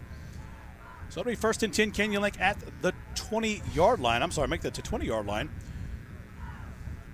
Out comes Pauly to the right, and Green. Bates in the backfield. It's going to be a dive play. There goes Bates right up the middle. Little Bates goes, and it gets across the 30-yard line. And they're going to mark him down at the 31. And that'll be enough for Canyon Lake. First down. That's a nice job by running right between the tackles by James Bates. Just getting back behind the big uglies and just finding some room and scampering for 11 yards. Scampering. I like that word. Flexed out will be Green, then Pauly out to the numbers. Volley and Bates in the backfield. It's going to be Bates this time right off tackle. And there goes Bates again, number 28. And he's going to have a huge gain of 8 yards down to the 38-yard line of Canyon Lake as the offense seems to be ginning there against the Fred D. Canyon Lake changing their blocking scheme a little bit. They're basically doubling up on number 66 and making him feel his way into the inside, and then they run right past him on the outside. That's an excellent change of events right there. And that time, Bates gets all the way to that second level before Zuber could hit him. Second down and 2, maybe 3. There's Bates again. He's going to have the first down, and he falls down at about the 41-yard line. They'll move the chains, and that'll be enough for Canyon Lake. First down. Bates is so shifty. He just plants a foot into the ground and can turn on a dime, and that's something you don't teach. It's just instinctive, and he's certainly got a little special talent when it comes to that. Absolutely, he does. He's a little undersized, but gives him low gravity, right? Low center of gravity. He's be able to shift gears, and he's 0 to 60 in about 3 steps. Timeout has been called, I believe, by Canyon Lake. Not sure. I didn't see. Which way did he go? It is a Canyon Lake timeout. I'm gonna call it on Canyon Lake. Okay, I thought so That's what I'm- too. that's what I'm Well, gonna folks, we're inside the visitor side booth here at the Battle and Billy Stadium, and we have limited view to our left. Okay, and just can't see the board as well sometimes, and we do what we can here. We got wires everywhere. We are warm. You were not in the wind, and I'm We're not. thankful for that. We got a little bit of glare on our second camera. We're sorry for that, but it just is what it is, folks. But we got TJ Boehm out there just He battling the Elements. and bringing you these close-up tight Oh. shots of Coach Moses and the players. And again, that's fine work by TJ Boehm. Absolutely, he is part of the crew. So it's Corey, Darren, and LJ and TJ. A lot of consonants in that sentence. Yeah. It's very difficult. Yeah, I like. First and 10, quarterback keep. It's going to be the quarterback. There goes Peyton McMullen. He's across midfield, stutter steps, and he'll be knocked out of bounds at the 36-yard line. Are there any flags? No flags. No flags. And I think it really was a miss handoff to begin with, but Bates, after missing the handoff from McMullen, gets a key block that releases McMullen from about the 5 yards from the line of scrimmage, and it was off to the races. That's Yeah. a busted play. Yeah. It was no doubt a busted play, and he gives that little hesitation to get everybody going the wrong direction, cuts in behind them, and makes 20 yards out of it. That'll be a Kenyon Lake first down. Here comes number 2, and this is going to be Viatric. Viatric punches across the 35-yard line. Good to see Viatric back there in the backfield. He'll pick up 3. It'd be second down. Well, they might pick up 4. Let's see where they finally mark Well, it. there wasn't a lot there, but he decided to just cut it upfield. He wasn't not going to beat him to the edge, and he just pounded forward for, like you said, 4 yards. It'll be second down and 6, maybe short 6, long 7, something like that. We're not mathematicians. Or long up here. 7, short 6. Or short 6, long 6. You caught that, didn't Yeah, you? yeah. Well, I tell you what, we're I don't not- know. I'm paying attention to We're what going you're to go back saying, and though. erase that, folks. We'll take Darren that out. checking my math I'll here. take that out. That's rude. Here comes Bates. Bates has got open field across the 20. Bates across the 10, the 5. Now this was a touchdown, and there are no flags on the play. Hawks on the board. That was an excellent run, excellent blocking up front, and right there just shows Bates' speed in the open field. Those two guys were coming in on him from each side, and he just flat out ran them to the end zone. He did change directions twice, makes it in the end zone, and that was a fantastic effort by Bates. You almost just felt like we were on the edge of trying to get something like that to break loose. Here comes the extra point attempt. Will be the holder, Peyton McMullen. The kicker will be Dalton. Stanley Dalton there, the senior kicker. He's got plenty of legs. So the kick is up, and it hits the upright. No good. It's going to be called dead. Number 44 grabbed him. Well, that might end up being ugly later in the game. But, again, cold footballs, cold cleats, that's what happens, folks. Cold footballs, trying to get the ball down on the snap, spinning the laces around where you need it. I mean, it can be a challenge like that. But, hey, we got 6 to the good. Yeah. Big play on that was a little bit of revenge for Brett Harwell. He opened up that hole along with Atenzio. So Bates could run through to touchdown heaven, and Canyon Lake gets on the board first here. 7:15 to play in the second quarter. And, it's been a quick game. It's been a heated game already on both sides of the field. So Canyon Lake has proven that they can move the football. Can they keep this up, and can they adjust to some of the things that I know that are coming from Fredericksburg? Back deep to receive the kickoff for the Battle and Billies. It'll be number 12, and that's going to be Zerbebuehler. He'll be in the middle man, and off to the side, number 4, it's going to be Yenski. Right across the field will be number 6, and that'll be Beard. They can return kickoffs. We approve. This kickoff thing is really scary. Every time they line up in a kickoff, I am like literally, if you kick it out of the end zone if you can. Yeah, make that number 8 Hoffman return the kickoff back there for the Billies. Here comes Dalton high, hanging in the wind. Be taken by Zerbebuehler at the 20-yard line. He'll look to the right side, nothing there, and here comes the tackle. Number 26, and his last name is Anderson. Anderson lit him up on that right there. Boy, put his howdy. helmet right in the old breadbasket. He did. He's looking through his ear hole for sure on that hit. And then tell you what, there was no juking his way past that tackle. No, it was just a solid open field tackle. Got a lot of things going on tonight. We have a Taylor family from Virginia we'll talk about a little bit later. I know they're listening out there tonight all the way across the fruited plains that we say here in Texas at Canyon Lake Broadcasting. Our plains are always fruited. We're always fruited here. We got 6-0 Canyon Lake, shotgun Immel. He'll give it off to right up the middle, and there is a colossus of meat at about the 32-yard line, just all piled together. Pendleton being a large part of that. A colossus of meat. You can't tell who's what, arms, legs, pork chops. It's all in there. But if you weren't watching, you'd know what you just saw. I'm going to give credit. Bodies. I'm going to give credit to Sonny Bentley, who was a big old boy there right in the middle of that hole and did not let that runner get past him. It'll be 2nd down and 7, gain of 3 up the middle. Audible call by Immel. Shotgun. Pistol offense. Up the middle it goes, looking for a spot to go. And there again goes the colossus of bodies. Sonny Bentley's in there somewhere. There he is, number 51, the big boy sophomore, moving in, as well as pinching in was number 53, Pendleton and Ramey. Darren, that was another excellent job by the defense of causing them to go into something that they didn't want to run. Absolutely. They fake blitz. So they move Elijah Johnson out to the edge, show him standing up in a blitz, Chase Anderson in a blitz. They back off and they go up the middle. No gain. 3rd down and 6 for the Billies at about the 34-yard line. Split out twins, pistol formation. Immel looks downfield, has a man, zings one, has a man complete. He'll get the 1st down right at the 40-yard line.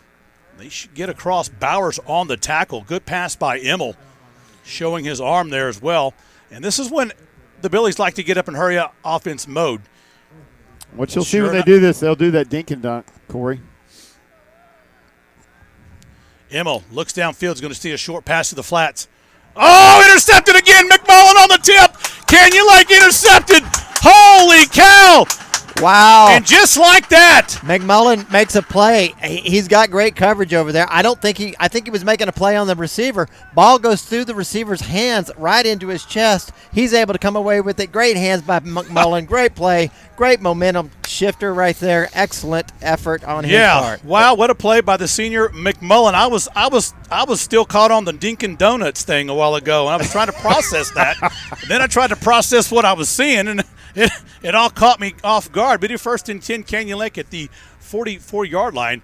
McMullen's going to roll out. It's going to be a quarterback keep. He's going to bounce it outside. He's going to get across the 40, the 45, down to the 30, still on his feet. Down the sidelines he goes, and McMullen knocked out of bounds at the far side of the field. Is McMullen on a quarterback keeper? He had Bates in front of him, and he had Daniel Garcia. If you go back and watch this later, folks, I want you to go back and watch it because Daniel Garcia had his man out at arm's length from him, pushing him down the field all the way for 25 yards. There's a flag on the play at the 35, though, on the far side, and you know everybody's got that dejected look again. Holding on the offense. Now to go against Canyon Lake. Here comes Derek Viatric is not happy, number 2, the senior. But I'll tell you what, it's the 3rd play we've got brought back. We talk about playing a better game, right? Don't give them even anything to sniff at, right, to throw a flag at. Right. And it's really kind of hard to see. I mean, go back and see what they saw. But honestly, that just did not appear like that. McMullen does a great job of playing out the fake, holding the ball on the hip. Everybody's moving downfield. I don't know. There's a massive bodies over there on the far side. You're right, LJ. We can't see it, but that's the 3rd big play we've lost so far in the game, and it's a long game. The good news, it's still a 1st down. 1st down and 11. It's going to be Canyon Lake with the ball to the right side. Here comes number 8. It's going to get that back, and that's going to be Now we get a flag, and this is going to be either face mask, I think. Face mask or horse collar. Couldn't think it. I was over here tugging on LJ's collar. Right, so he's demonstrating the horse collar in order for me to call it. Yes. Wow. Nice job. I figured if I choked him out a little bit. LJ, are you okay? Yeah. In a minute. It'll be all right. Well, it's going to be a horse collar face mask either way. It's calling a horse collar, indeed. He got his hand up into the neck of his shoulder pads. And was used that as his mechanism for pulling him down. So that's going to be a 15-yard penalty on the end of the run. They'll move the chains, and that'll be enough for Canyon Lake. 1st down. Well, just like that. The Lord giveth, and the Lord taketh away. Well, I tell you what, right there, I'm glad to see that Horner's okay. I'm glad to see that LJ's okay. We both came through the horse collar call without issue. And let's see what they do. Here comes McMullen, Peyton McMullen, and Bates in the backfield with number 9. Here goes Bates, a little hole there. Bates is going to squirt through like a grease gun on a fitting. He'll get across the 25 to the 25-yard line, pick up a 5 to be second and Cinco. Bates just does such a nice job of just finding that little crease, right? And he doesn't need a lot to get through there. And again, that looked like there wasn't going to be much there. And he picks his space and is able to pick up about 5 yards. Yeah, like I said, Bates is Coach. We talked about this before. Coach Strum said he's never seen anybody that doesn't like to be tackled more than Bates. That's right. He just finds a way. He wills his way down the field. Second down to 5. Mervalli in motion. It's going to be a backside to Horner. Horner squeezes through and he dives across the 10-yard line. He's tackled by number 14 on the play for the Billies. That's Rodriguez. It'll be out at going to call it the 9. That'll be enough for Canyon Lake. First down. Yeah, again, another very aggressive run. Horner picking up what he's done really all season long, just running with just abandon, throwing his body in there and getting that first down. That's an excellent run on his part. Pauly stretched out to the numbers, and the hash marks will be green. Bates in the backfield, and it's going to be a dive play, the one we had a while ago. Now Bates is going to do a little move here, and he's going to get met at about maybe 2-yard gain on that. Take your pick over there on the defense. Will Bolding, number 66, getting back in the act. And yep, number 33, the linebacker, and it looks like we have a man down, don't we? We do have a man down, unfortunately. That's Beard, looks like. I think it's number 6, Beard. I'm going to tell you, this guy, he can come back. He has come back several times. He did. Beard was instrumental in the win over Bernie, as everybody saw. Absolutely. But I was watching that game. Let's tell you real quick. I was watching on my way to West Texas to go see my son up in Canyon, Texas, and my wife had the game on the phone, and I had to pull over at Post Texas and pull up into a car wash to watch the last 2 minutes of that game. And that man on the field right there, but Beard was the major factor of how the Billies beat the Greyhounds. He's just a real gutty performer. Absolutely. Well, we're going to go to break here during this official timeout. We'll be right back in just a minute. Crown Leveling is your local foundation repair expert. We specialize in commercial and residential foundation repair and house leveling throughout Central Texas. Look us up on the web at crownleveling.com or give us a call today at 830-500-3170 to schedule your risk-free inspection. Go Hawks!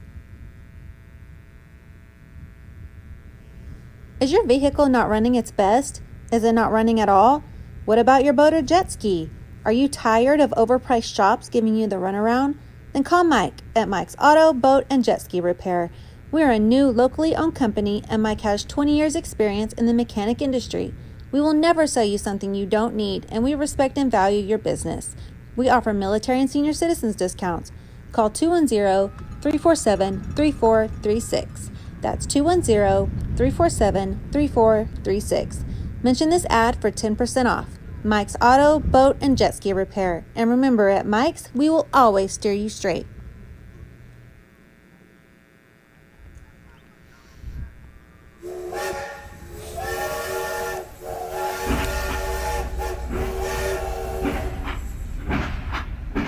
And Canyon Lake is back here at the Battle and Billies, and the Hawks of Canyon Lake going at it. It'd be Beard gets off the field, number 6, shaking up on the play. Here comes Dalton Stanley. Thank you for joining us tonight here in a district play. It's a must-win situation for the Billies and Canyon Lake as the Hawks break to the line of scrimmage, second down and goal from the 7. It's going to be a backside trap there, and inside goes, and touchdown. No. Yeah. Touchdown. Well, that was Dalton Stanley. Dalton Stanley. Wait, we still have no official word, but they're saying it was a Canyon Lake touchdown. I saw no arms go up. Canyon Lake gets on the board, and a mystery running back makes it happen. Nobody saw that. Everybody's looking over to the ball and Bates. Bates was tackled 3 times. Yeah, I mean, while Stanley was making his way to the end zone. So the sacrificial lamb play works. Yeah. Here comes the 2-point conversion shotgun for Canyon Lake, split out wide to the left. In motion goes Green, left to right, rolling out is Peyton McMullen looking downfield for somebody, throws a ball. And the last minute's knocked away, incomplete, intended for Viatric in the back of the end zone. But I'll tell you, nobody saw that touchdown. We're going to have to go back and look at that one up ourselves. But the end result is Canyon Lake gets on the board again, but misses the extra point, 3:44 to go here in the second quarter. What a unusual game thus far.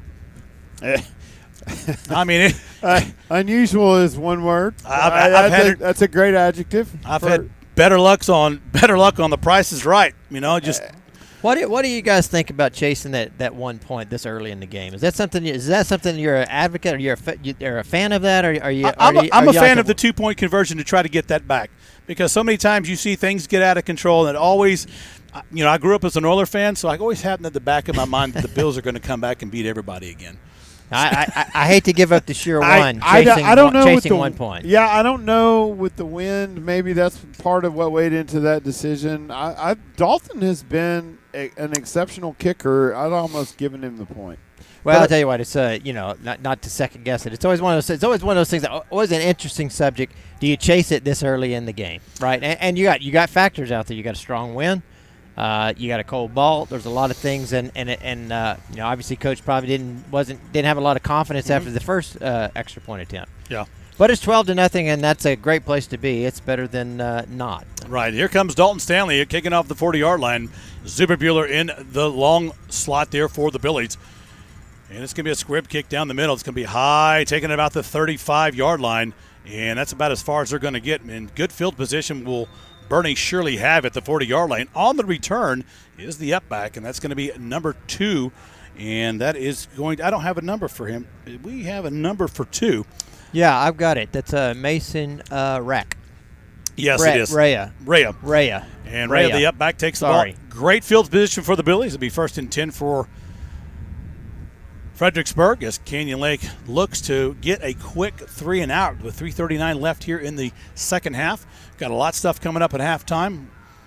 1st and 10 for the Billies. Shotgun, Emmel gives it to Beard. There he is, number 6. A while ago, he was hurt and couldn't get off the turf. And as you said, Lazarus arises. There he is with the ball, getting 2 yards. I'm telling you, man, he has come back from more things. He literally is Kellen Winslow Jr. I mean, he has come back every time. He's amazing. A good job by the linebackers back then. They did not freeze on that. They came up, filled the slots, Allman and Baker both. Elijah Johnson playing left side linebacker. He's going to line up at the defensive end spot. In motion comes the Billies. It's going to be a quarterback keeping. Elijah Johnson just pinches down. Eats him up. And like the proverbial Hoover vacuum cleaner, in comes Johnson and takes out away a gain of maybe a yard. Well, it's like they got Johnson in really what would you call a stand-up end sort of position, and and they moved him whichever side they want to put him on. And man, once he gets across that point of attack, he's got some wheels on him. Well, they're giving him some mobility. They're kind of lining up in a 3-4 now. Yeah, it'll be 3rd down and 7 for the Billies at the 43-yard line. 2:35 to go here in the half. Shotgun again, which is going to be always for the Billies. Emmel at quarterback, number 10. He'll take the snap, look downfield. He looks, pump fakes, has a man wide open, and oh my goodness, almost picked off again by Peyton McMullen. He knocks the ball down in front of French and incomplete. Well, we talked about McMullen and being really a great cornerback, plays quarterback all the time. Tonight he's kind of pressed in playing cornerback position. That time he's got coverage on number 15 out there in the flats. He breaks off of him to make a play on Beard and just about picks that ball off. Yeah. So it'll be 4th down in the ugly 7 for the Billies, and they're going to get in punt formation. They're going to be punting. They switch punters to the full punter, who's got a little bit bigger leg, and that's going to be Zuberbuehler, number 12. We got somebody back deep for Canyon Lake to receive the punt, and that's going to be Bowers, number 10. And there goes Zuberbuehler with the big leg, and that's going to be Anderson. I'm sorry, Anderson's going to let this one go. I thought it was number 10, and Anderson smartly lets it go down to about the 6-yard line. I'll make that the 12. So that's where Canyon Lake will have it 1st and 10 with about 2:11 to go here in the first half. They held them. And, hey, we got 2.5 minutes to make another run at the goal line. Absolutely. We're seeing a lot of special things tonight on the defensive side of the ball. Really like that. Good effort on both sides by Canyon Lake tonight. Look, we've had a couple of tough calls. But at the end of the day, they're ahead with 2 minutes left here in the first half, 12-0, and looking to try to get something else done before this half is over. Yep, Canyon Lake will get the ball in the opening kickoff in the second half. So they sure would like to put something together here. 1st and 10, Canyon Lake at the 12. It's going to be a sweep to the other side. It's Rivali. He hops over his man, loses his feet, and here comes Beard on the tackle. Bates had Beard blocked, and he got airborne to skip over the block because Beard came up made a great play on the ball. And they're going to gain of 2, 2nd and 8. You know, you almost hate to see him jump like that. I mean, I hate to see him go up in the air, especially down there where they can make some big tackles, and you just don't want to see anybody getting hurt.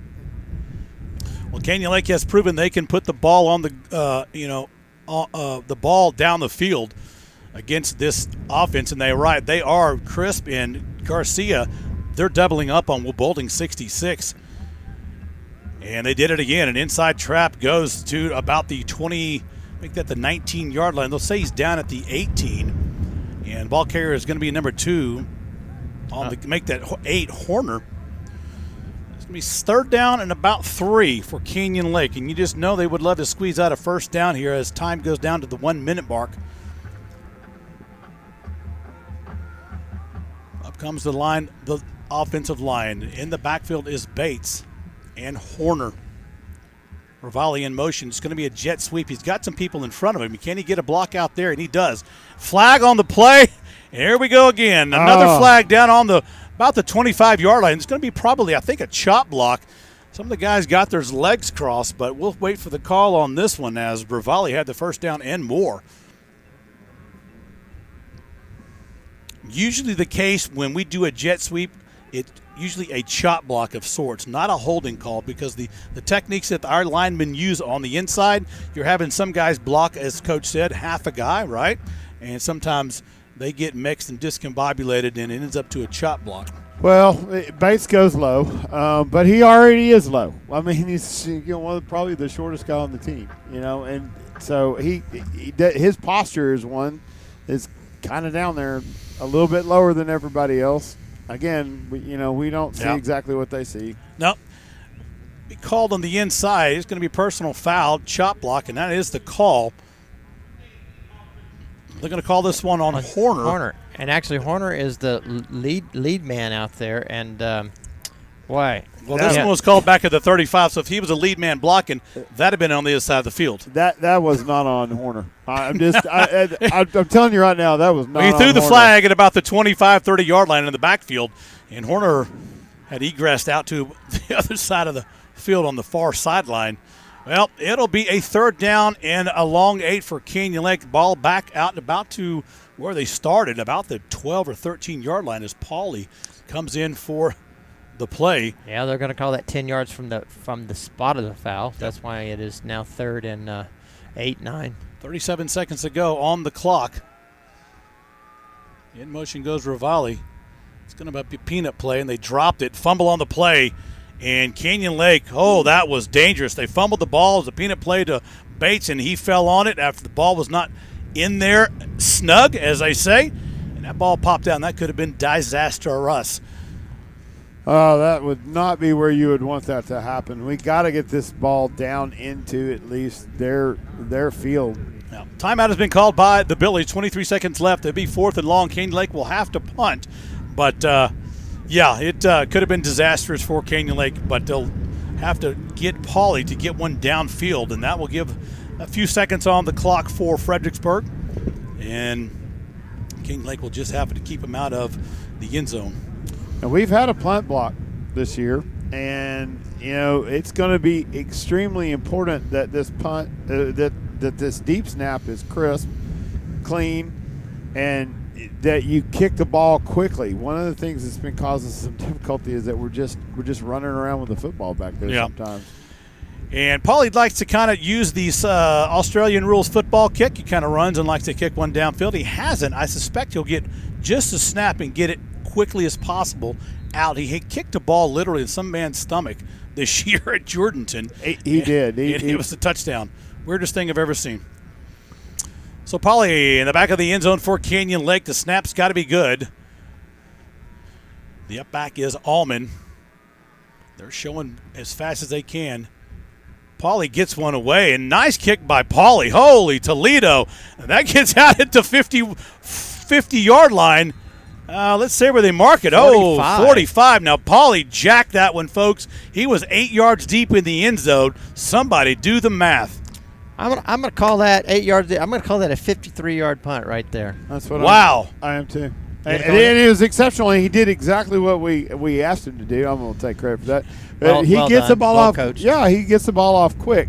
It was a two-step punt, and he put the leg into it. He did. It'll be 18 seconds left on the clock for half, and here comes any play you can imagine, right, in the playbook of Fredericksburg to get this one downfield close. Yeah, now they will try to run out of this. We've seen this before where they'll indicate a pass. Rolling out to the right side, Zemo looks the backside and sniffed out is Canyon Lake. And I'll tell you what, guess who saw that one break up? Viatric and then McMullen. Both of them came up there fast on that forced the guy back inside. And I don't know if we got a little altercation. What do we have going on here right at the moment? The clock is stopped, and why they stopped the clock we don't know. But it's 7 seconds. There it goes. The clock starts to wind down, and that'll be the last play of the game. But I'll tell you, you're right. Viatric forced it back inside along with McMullen, and he got into a bucket of piranhas real quick. Well, that's the halftime score. Canyon Lake 12, the Bell and Billy 0. And I'll tell you what, it's going to be a game like you've never seen here in the second half, folks. Well, we're going to take a quick break and pay some bills with our sponsors here. Don't go anywhere. We've got a shout-out to several people out there, namely the Taylor family in Virginia, as well as the coveted Meemaw's Tacos giveaway that Darren just gets a kick out of like nobody's business. It's a good enjoyment. Right. It's good enjoyment for everybody. Good enjoyment. So really always, for me, it's my special entertainment. Yes. It's Darren's it's Darren's groove. Yeah, it is. We'll be right back after these messages, Hawk fans. Don't go anywhere. Hey, this is Stephanie at Good Life Pharmacy. If you have not had a chance yet, stop on by our pharmacy and come meet our team. We are open Monday through Friday from 9 to 6 and Saturdays 9 to 2. Come check out our website at www.goodlifefarm.com. We also even have an app that you can use on your smartphones to help manage your refills and requests. You can even text us through the app and we can respond quickly to your questions and concerns. Again, stop on by when you get a chance or give us a call at 830-214-2920. Thank you so much and take care. You may think you can get a good burger almost anywhere around here, but at Baja Barbecue Shack we have a lot more to offer. While enjoying one of our delicious options between Tex-Mex and barbecue entrees, or enjoying a drink at one of our full-service bars, you and the kids will be well entertained by our live music while overlooking the marina, which is one of the best spots in Canyon Lake to see the beautiful sunset. So come join the Baja family.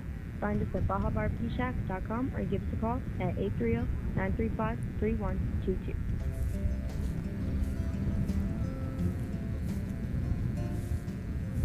That Canyon Lake sunset doesn't get old. It's why most of our family and friends want to come visit all the time. The charm and beauty of the hill country, who could resist it? But like you, I don't have room for everybody at the house. The elegant solution is to let Bunkhouse be your guest bedroom. For less than the price of taking them out to dinner, your guest can have a safe and comfortable retreat after long days of exploring the hill country. They even have rooms and cabins to choose from, and the Bunkhouse is just a mile away from Canyon Lake High School. So grab your phone and go to bunkhouservpark.com. That's BUNKHAUSRVpark.com. And you can have your guest cabin reserved by the time that sun sets.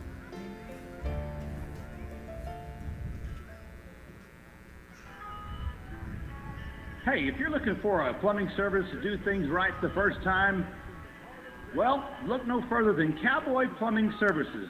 Cowboy Plumbing Services, owned by Jared and Sarah Criddle here in Comal County, will come out and do your home or business the right way the first time.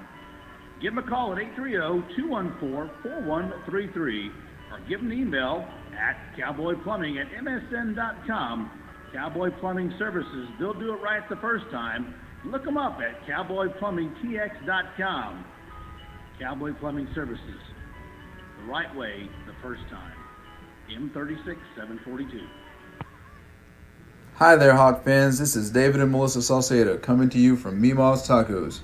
It's our favorite time of the year again, and here at Meemaw's we love supporting our Hawk athletics. Whether cheering them on the field or court, or feeding their muscles at the shop, we're open 7 days a week, serving breakfast and lunch.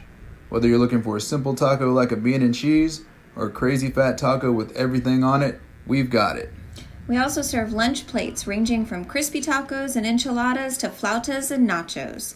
Not to mention our ever so popular Frito Bandito and our big burrito, the Swamp Chicken. David and I would like to thank the Canyon Lake community for your continued support of our business, and we are proud to be celebrating our 3-year anniversary on September 4th. Thanks, Canyon Lake. So come early, be loud, and stay late, Hawk fans. The Slot T Mafia is hunting for dinner.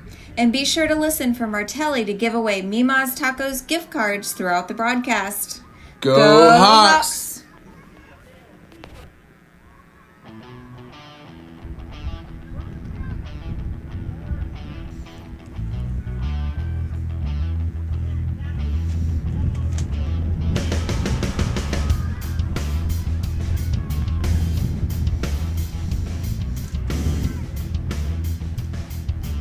And welcome back to Canyon Lake Broadcasting, the voice of the Hawks, as we're coming to you live here from Fredericksburg, Texas. And the Hawks hold a 12-0 lead over the Battle of the Billies here in a must-win situation, as we had said prior, for the Billies, as well as a huge game for Canyon Lake. This is the press box cam with Darren and I here in our away digs here in Fredericksburg, and got the flag up. We're true and true to our hearts. I'm going to welcome everybody out there for tonight's game. It's been a unusual game, and the weather has probably had a lot to do with that as well. But sometimes you get calls that go for you, and sometimes we don't get that. But we got people coming in and out of the Bat Cave as they will. We welcome everybody back. But big news is that Canyon Lake is up 12-0. They'll get the opening kickoff to the start of the second half. This is Corey Martelli. I'll be your play-by-play. And Darren Sturgeon producing the show. And I think Don walked in. Don Holmes of HilltopNewspaper.com. And he'll be giving us some halftime stats in just a minute. Well, you know, we talk about giving the stuff away, and by golly, we're going to give some stuff away. Let's do this. Let's do this. Don't call or wait. You only want to text. Here's the everybody settle down out there. Calm down. Do not text me yet. If I see you texting before I say the word go, you're disqualified. You get no golden ticket, nothing. No chocolate flowing river, nothing. No text. I will tell you when it's ready to go for Mima's Tacos in just a minute. You have to text me with your name, right, Darren? Yeah, with your name. With your name. Because if you don't have your name, we don't know who you are. You can say, I want a taco, whatever, but you got to give us your name. Full name, not Stan or Karen. You know, don't be a Karen. Don't be a Karen. Don't be a Karen, don't right? Right. No, you can't be a Karen. Unless your name is Karen. Then you can be a Karen. No offense. No offense to any Karen. And there's nothing really wrong to being with a Karen. No. No, and okay. There's nothing wrong with that at all. But if you're not a Karen, don't be one. Right, okay. Exactly. Right, all right, we're going to take callers number 10 and 20. Ready, go. 10 and 20. So 10 and 20, all you're going to do is text in your name. 210-246-3345. 3345. That'd be the last 4 digits of that. 3345. So clearing the boards. Clearing the boards. Get that's number 10. And what was the other one? 20? 20. 10 and 20. Texter number 10 and 20. 10 and 20. So excellent. That is what we need. Text in. You will get a Mima's gift certificate. And the way this will work is you'll go to Mima's with your name, right, and your ID, because we're going to have your name. We're going to give them a list of winners. You're going to go there with your ID, and you're going to show your ID and say, I was a big winner on Canyon Lake Broadcasting. Absolutely. Watch the Hawks. We watch the Hawks game. We text in. And we support the Hawks too. Yes. Just like you guys do. Yes. We'll have your name will be on a gift certificate there. You can redeem that gift certificate for $8 there. That moment. Right. At that moment. Which I usually do. Yep. Because I'm selfish and I'm greedy and I can't help myself. Can you pick it up and take it with you? You can take the gift certificate. Yep, like, you can. Like an award. Yep. Like an Emmy. Like an Emmy. Which we're not going to get. No, we're not going to get it. And then you can redeem it at any time. So you could go there, get it, hold on to it, maybe for a special occasion, maybe for a special someone later. Or you could just go ahead and eat it that moment right there. You're there, just eat it. Or you could give it to me. That's not going to happen. But number 10, number 20, that's what somebody might want to give it to you. If it was me, you would get no part of it. I would be consuming all of that. I had tacos today, but they weren't Mima's taco. I ate half of it, and I just kind of looked at it sitting there, and I said, "Man, this is not homemade Mima's recipe flour." You were a little disappointed. Yeah, but I took it because I don't want to be ugly. Yeah, but you were just a little bit disappointed because you didn't have Mimo's tacos. It's like Yeah. getting a Christmas I can present and have your understand older brother step on it. Hey, right at the tree. Same. It's terrible. Yes. Hey, let me tell you something. It'll scar you forever. Yeah. I'm sure that I'm it just has. telling for somebody else, not me. I'm sure that it has scarred Yeah. others. Yeah, others. Yeah. So number 10 and number 20. Number 10 and 20. Is anybody texting we've it? got Does anybody care? We've got up to 100 texts already. We're going to. Can I call this texting off? I'll give you the honors. All right. Look, the winners have been had already. We've got well over 100 of people that have won. And right now, you just need to stop texting. That's right. You're not going to win anymore. Not going to win right? anymore. All right. So 10 and 20. Light speed is light speed. There's nothing faster. You're going to go work your magic on your camera. Yep. And you're going to come back and you're going to tell us the winners. I'm going to tell us. During the beginning of the fourth quarter. Beginning of the fourth quarter into third quarter, we'll announce some winners. I'll do what I have to do over here. Don Holmes will come in and give us the halftime stats by Hilltop Newspaper, right? Yes, he will. While I do that, y'all can make that happen. I'll go into my hole. Right? Okay. All right. That way there's no cheating, and we'll get this done. All right. Very good. And Ernst will come in. They'll Ernst. ratify the That's results. Right. Correct. Right. Okay. Great. Yeah, Excellent. Great. Okay. Great. Excellent. I'm gonna duck out of here and get off the air. Okay. I'm gonna do my work. All right. Well, I'm gonna bring the venerable Don Holmes to the booth. Don, let me get a camera on you here. LJ, I don't know if you want to be eating or whatnot. That might not be something that you want to do, eating on air, but that's it's purely your choice in that regard. All right. Don, did you count up any stats? Did you have any stats during this first half? I'm a numbers guy. Okay. Talk to me then. If you never knew that, I love numbers. And before I do the stats, I have something I saw in our last true game, which was against Austin LBJ. Our defense showed up for the first time in that game. Yeah, we played good against Wimberley and stuff, but it's kind of out. You never know about that. But I was pleased with how our defense did against Austin LBJ. Our defense is doing the same thing tonight. They've given up only 62 yards of offense, 4 first downs for the Billies, 14 rushes for 35 yards. That's about 2 yards in a change per carry. They've thrown 9 times, completed 3. Actually, they completed 5. 2 of them were to Peyton McMullen. Yeah, that's right. Two picks already. And I think we have more yardage on the returns than they do because they have 27 yards of passing yards.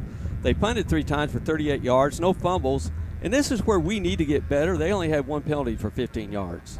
Yes, we had quite a few penalties. Yes, we did. Now let's get to the Hawks. Let's go to the Hawks stats. How did we fare in that? We had 177 yards of total offense. We had 10 first downs, 26 rushes for 153 yards, decent. A lot of penalties called, some of those runs back. 4 passes, 2 completions for 24 yards. 35 and change average on 3 punts, no fumbles, 6 penalties for 60 yards. Yeah, that's the painful part. It hadn't killed us this game. We could have scored again. We had a touchdown called back because of a penalty. So that all goes into the play. But the reality here is that we're winning a game by dominating defensively and our offense playing your basic slot T offense. Yeah, absolutely. And so the defense is playing well. Offense is playing well. You clean up a couple penalties, and you have a 20-some-odd point lead. Yeah, absolutely. And at the end of the day, we talk about 60 yards of penalties. That hurt, but they probably erased about another 30 to 40 extra yards beyond the 60. Yeah, right? I mean, there was a couple of big plays, and then they came back. True. Well, when you talk about, if you guys have ever watched a 6-man game, the beauty of a 6-man game is that they let punts roll. They want penalties. That means they get to gain more yardage. Right. Yeah. Right. And so that's what Kenyon Lake's playing right now. Well, Don, get more yardage. Get your stats in. He is getting them in. He got them in. Yeah, we hadn't gone over yet. Talking about. Well, let's get them out. Well, that's what we talked about. 62 total yards for the Billies. Yeah, we've been going over these stats. Okay. You were out counting up the. I got a winner. The Mimos tacos. I'm excited. That's a lot of work to be done. Don's been sharing the stats. And this is where we work, basically, Corey, is that our defense has continued their dominant play from the Austin LBJ game by only giving up 62 total yards, 4 first downs, 35 yards rushing on 14 carries, and 27 yards passing. All right. The key here is well done. And I think you saw the tape too, their quarterback, he likes to fake that RPO and then run. Yep. Well, they put Colton Ramey on him, and Colton Ramey, he leads the Hawks going into this game with 15 tackles for loss. Yep. I seen him get at least 2 in tonight's game. Absolutely. At the end of the day, you can see that they have they've done a lot of practice with that, right? In terms of having the ends kind of pinch in and contain. So great stuff, great stats. That's hilltopnewspaper.com. Don Holmes. The venerable Don Holmes. Where sports is not just a job, it's a passion. Yes, excellent. Don will have a story out tomorrow on the game, as he always does. Early. It'll be early. I'll do it tonight. You're not going to drive to another. Yeah, I'm going to Austin tomorrow. You are going to another. All right, very good. He's going to hope they play that fight song, I think they're going to. I think you have to score. Yeah. Scoring was never a problem. Stopping the scoring. Just say when I go to those games now, my expectations are as high as they used to be. Yeah, I understand. All right. Well, Don Holmes, everybody knows where you can find stories at hilltopnewspaper.com. Thank you, Don's Don. been around since Magma? Yes, early days. Cro-Magnon man. Early days. I would say Hilltop Newspaper. He might have reported on the first football game in Canyon Lake. We know that. He did, in fact, do that. So, well, I got a winner for the prize, which we'll give away at the end of the third period. Yeah, that's right. Please stay around for that because that will be exciting. We're at a halftime now. Right now, at the we've had the band perform. We've had the drill team perform, and looks like we still got about 13 minutes left on the old board. Well, that gives me some time to give some kudos to a few people out there. Kudos. We wouldn't be possible without our sponsors and donors and the people out there listening to us tonight. We appreciate everything that everybody does, the support of Canyon Lake High School, the coaching staff, the faculty, and the Booster Club, and even the students. The students are integral in what we do, right? And so our other people's outside the community, Carmel ISD and Canyon Lake High School has let us go into our 5th year of your midlife crisis guys with their hobby now, right? At a place to do what we do. We're averaging to about 22,000 people a month on YouTube. Believe it or not, from the Coach's Corner, that's on every Monday night at 6:30. Follow us on Instagram as well, and to the football games. And we soon will be going into the basketball season, which is right around the corner. A couple of games in early November, and then that will go into baseball and softball and soccer. We're going to have a long drive here this season. Now, here's some of the people I'd like to thank this donors for Canyon Lake Broadcasting. Robert Moss, his son is the sophomore out here and has done a bang-up year, right, LJ? Excellent year. Excellent year. And Mike McMullen is the proud father of Peyton McMullen, who has 2 interceptions tonight. Absolutely. He also played the quarterback here. He's helped donate. And Colby Duke is someone you don't see a lot about, but his son was injured, and he is taking up shot put and discus, and he is a senior as well. We appreciate Colby Duke. Chris Brown was in the donation line as well, and along with LJ Anderson here, Booster Club right here, and he's got 2 sons playing out there, so we thank you, LJ, for your donation, and Johnny and Mary Anderson, which are the people responsible directly for LJ. They are directly responsible. I don't know if they want to share or take that responsibility, but by God, you got to take responsibility for what you do in this life, any way you look at it. That's right. I tell my mom all the time, you had a choice. I did not. Well, Johnny and Mary chipped in as well. We were able to buy cameras, all kinds of switching equipment, and all the gear that we have in front of us out there, along with our sponsors as well. And so they are some of the people that made it happen. And things are really moving at Canyon Lake High School, and people are starting to take notice. Right? How they find us, I really don't know. But there's somebody we want to give a shout out tonight, and that is Locke Taylor in Virginia. Now, Locke got a hold of Coach Escamilla. He plays baseball and is a sophomore. He's 6'2", 200 pounds, and he's looking to come down to Texas. I think they're moving, right? And he said, hey, Canyon Lake's got a baseball team. Got a hold of Coach Escamilla, and I think he asked me, correct me if I'm wrong, LJ, the Slender Baseball League, right? And he asked if Coach Escamilla was familiar with that, and the response was, Come on. Come on. Yeah. Coach Escamilla coaches the Slender League, right? That's right. Yeah. So absolutely. there's your answer, Locke. He everybody is getting excited about all of the sports that are happening at Canyon Lake, and baseball is certainly one of those. There's a lot of things that are moving around in terms of supporting the sports at Canyon Lake right now.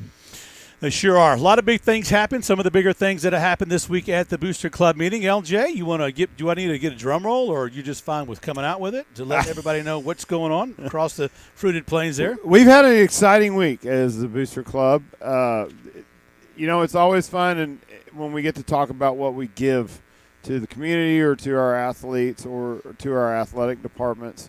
And we've talked about kind of a vision of how we're going to move forward. We shared that vision with Comel ISD, and they agreed with us, and they like where we're going. And so to help us along the way, they've given us some more ad space by virtue of some new additions to the gym, which comes in the form of a 12-foot LED scores table. Basically, it's a 12-foot TV. In addition to that, we're also able to they've also provided us a brand new scoreboard for our baseball team. It's 12 foot larger than the original scoreboard, also with advertising space that will go for the boosters. And finally, we added a scoreboard in the softball fields as well. Again, the same thing. And what that says is that our independent school district, our administrators, the people that, are directly responsible for helping us, believe in what we're saying. And they've also given us the responsibility to move forward and do some great things. And so with that, the boosters are excited. We'll be able to raise some more money, and that transfers directly into scholarships and other things for our athletic program. Absolutely. Big news tonight from the Booster Club, the Comel ISD joining hands with us here at Canyon Lake. And, we started school in 2007 for Locke Taylor that's out there listening to us and his family. And I'll tell you what, we're hitting a sweet spot with not only athletics here at Canyon Lake and the classes that we have and the talent that we have in all sports, right? It's a sweet spot to hit that rhythm right now here in Canyon Lake, Texas, and we're awfully proud of moving forward. And if we want to be responsible, put some numbers on that new scoreboard. Just come down here and see what Canyon Lake has to offer. Well, absolutely. And so, it's going to start a campaign. And what we're doing with this is we're reaching out to all of businesses, all of those that, don't necessarily have the need to advertise but have a need to give. And we are certainly, making a point that the folks at Canyon Lake, the kids at Canyon Lake, the athletic programs at Canyon Lake are well deserving of those gifts. Absolutely. Got a good program going here at Canyon Lake High School, part of the Comel Independent School District. We are out there by the lake, and it is a beautiful lake. It is blue and crystal clear and green, and it's a great place to live there. And Darren, we all moved out here for a reason, and that reason was the school district and the school itself. School district, the school itself, and just being in the hill country. You talk about Canyon Lake itself, right? What a jewel that is. You forget just how pristine the waters of Canyon Lake are until you get out on it. Every time I get out there, again, I'm amazed. Yeah. I grew up in the North Texas area, right? We're used to reservoir lakes. You see about maybe 6 inches into the water, and then that's about as deep as you can see, right? It's just a little murky, a little sandy, a little whatever. You get out in Canyon Lake, and it's a 30-foot view, at least. It's an incredible view, and so that we're one of the many reasons that I think people choose to move out into Comel County, and the school district is a jewel as well, and we're all there's a reason we made those choices, and I think a lot of people are following suit, and we know that by the growth that we see in Comel County. Absolutely, the bond coming up here in April. LJ and I sit on a Comel Forward bond committee, works with the school district, and so there's a lot of positive things moving forward here coming this April. We can talk about that forever, but Canyon Lake, great place to live. I've been out in this area for 30-something years, and so I told myself I'd always come back and live here. And by gum, by hook or by crook, I got here, and it's a good place to live. The crook part, anyways. You caught that again, didn't you? Yeah, you got my yardage over here. I'm always listening. You're always listening. He's spying on me. I know he is, and thank God. That's all I've got to say. Well, it's old Darren. He's cool as the other side of the pillow. That's for sure. But you got to watch him. Yep, I got to keep an eye on things all the time. Yeah, but we appreciate Locke and the Taylor family out there for showing some interest in here, and we sure hope we get to meet you guys if y'all get your way down here and making that happen. It's a great place to be. Unequivocally, I go places all the time. I go, oh yeah, you're from Canyon Lake, man. That's that lake y'all everybody talks about. I'm like, yeah. So I drive an hour one way into Austin, and everybody says, "Why would you do that?" And I said, "If you ever go there one time, you'll know. You'll make the drive yourself." So I sat on the boat not too long ago, and we sat there, and we were on the boat with some friends, and they said, he goes, "Martelli." I said, "Yeah." He goes, "We live here." Right. We don't have to go. Right. I said, "You know, right? We do, right? Okay, I got people paying $8,000 a year to go on vacation at Canyon Lake, and we get to go on vacation every day. That's when tourist season's over. But anyway, here as the Battling Billies and Canyon Lake Hawks, we appreciate everybody being here tonight, staying with us. The score is 12-0. Canyon Lake is looking to get a leg up on the district. We're going to get into some district scores and let you guys know what's going on around the district. And LJ is quicker than I am on the phone. And, you know, Darren's a little bit sharper over here. He'll catch everything you do. You got to be careful. But it's got a big second half coming up. Billies do not lay down, and they've beat us the last two games we've met, right? So we are 0-2 in the last 2 years against Fredericksburg. And so they're looking to pull off a 3 in a row and help them secure a playoff spot. And Canyon Lake could really secure their stuff if they get a win tonight. We'll come back with some scores in a minute. We'll be right back after the messages. Whether you are needing assistance with your mortgage to buy your home, buy a vacation home or rental property, refinance or take the equity out of your home to pay off high-interest credit card debt or other financial needs, call Mike Horner at Gold Financial Services, your local mortgage lender. Whether you have great credit or have had an issue or life situations that have affected your credit, he is there for you. Call him today at 210-240-6196. Mike Horner at Gold Financial Services, NMLS, number 234487, Equal Opportunity Lender. Gold Financial Services is a division of AMCAP Mortgages LTD, NMLS number 129122.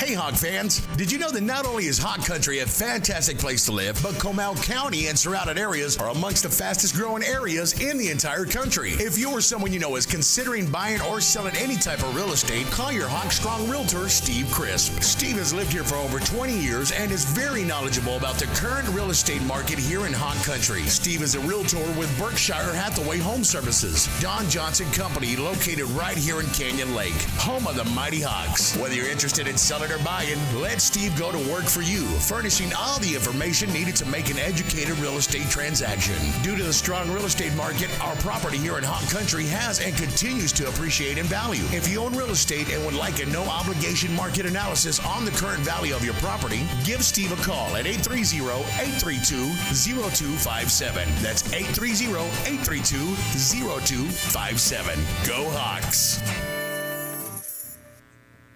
This is Stephanie at Good Life Pharmacy. If you have not had a chance yet, stop on by our pharmacy and come meet our team. We are open Monday through Friday from 9 to 6 and Saturdays 9 to 2. Come check out our website at www.goodlifefarm.com. We also even have an app that you can use on your smartphones to help manage your refills and requests. You can even text us through the app and we can respond quickly to your questions and concerns. Again, stop on by when you get a chance or give us a call at 830-214-2920. Thank you so much and take care. I'm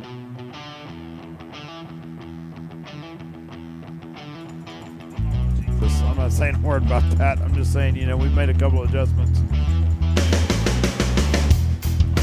And we're back. Canyon Lake Broadcasting, voice of the Hawks. Well, I thank everybody for joining us here tonight as the Billies take the field and the second half of play underway in just a moment here in beautiful Fredericksburg. And the Canyon Lake Hawks up 12-0. Canyon Lake scoring twice and missing both extra points.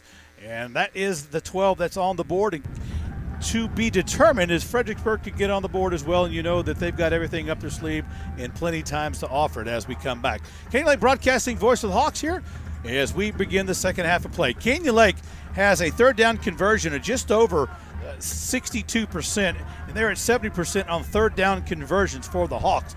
And the defense has stood real tall in the saddle. It's taken out some key players that Fredericksburg is used to having making tackles. Well, they're taking the aggression. They're taking the aggression of number 66 and really kind of moving him around.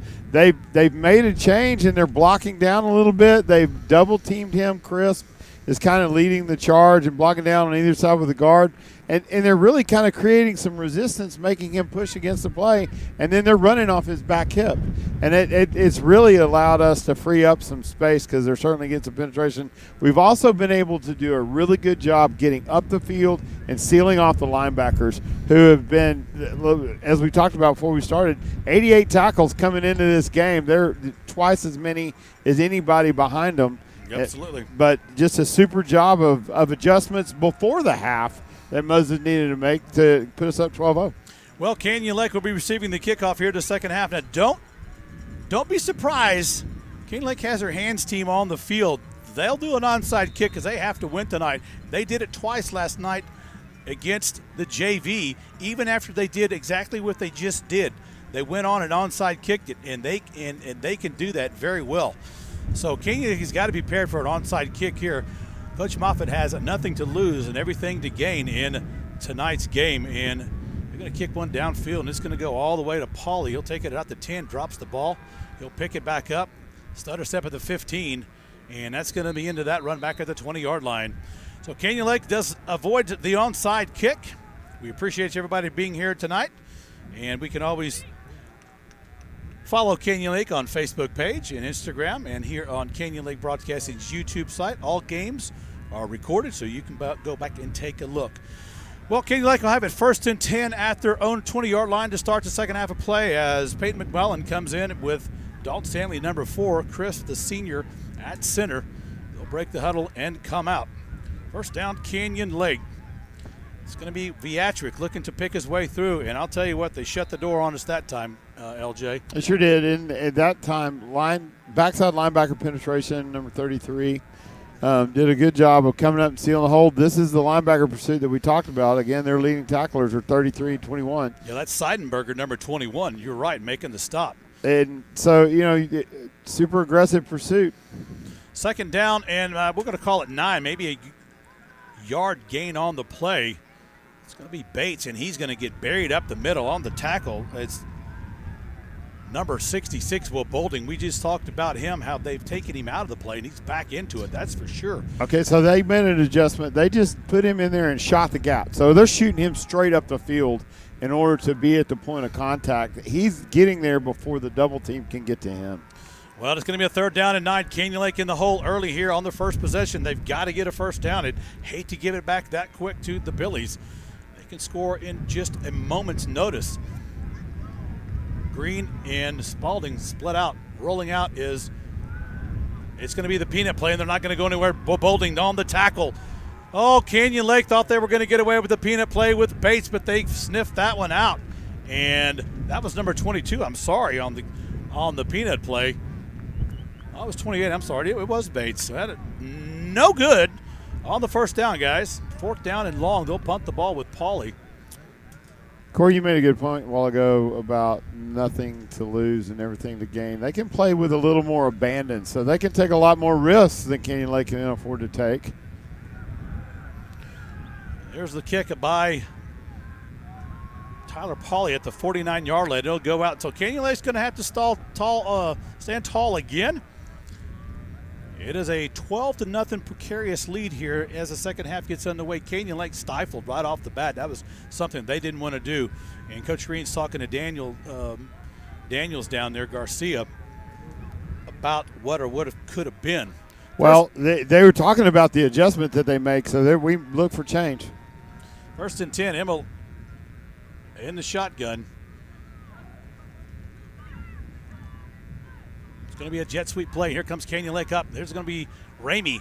Colton Ramey and number 53 on the tackle as well. That's going to be Viatric and Pendleton. No gain on the play. They read that one nicely. Actually, loss of a yard. Chase Anderson came in hard, set the edge just then, funneled him straight down into Ramey, who cleaned it up. So it'll be 2nd down. They're going to say line of scrimmage. Well, 2nd down. In the backfield is number 14 for Immel straight drop back, looking, pumping, nothing there. Rolling. Has French, and he throws a little bit high. And I'll tell you, that was a secondary victory as Bowers was all over French on the far side. Actually, that was Hunter. Number I'm sorry, 19. Hunter Anderson. My apologies. No problem. The Bowers is over here on our short side, and with the 9 and the 0, they're all scrunched up. It's a little hard to see. It'll be 3rd down and 10 for the Billies. Immel rolls out to the left side, pressure in his face. Elijah Johnson gunned it down there, and the ball is short because Elijah Johnson, and there's a flag on the play, late on the play as the play was over. And I'll tell you what, here it comes. They're going to say this may be against Canyon Lake, guys. Well, Chase is complaining. It looks like he's showing that some guy pulled him down by his face mask, and now all of a sudden it looks like they're going to maybe put this against Canyon Lake. I can't tell.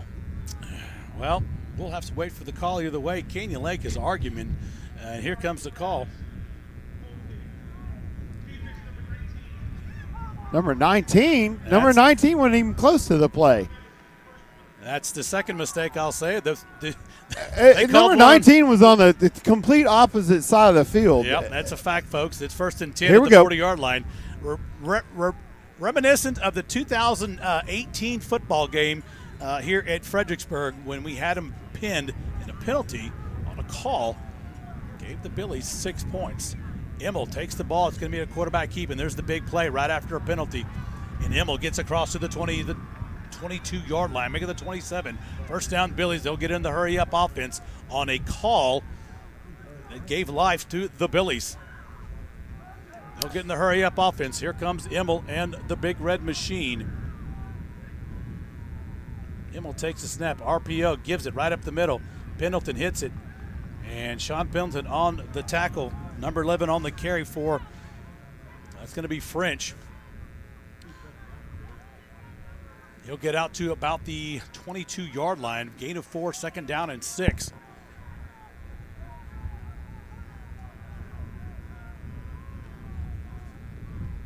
French in the backfield with Immel. Shotgun formation.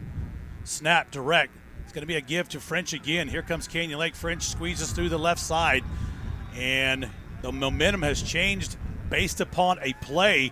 And it'll be a 1st down at the 12-yard line for Fredericksburg. And they're going to want to hurry as quick as they can before Coach can get his call in. Immel again, up the middle. Immel, touchdown, Fredericksburg.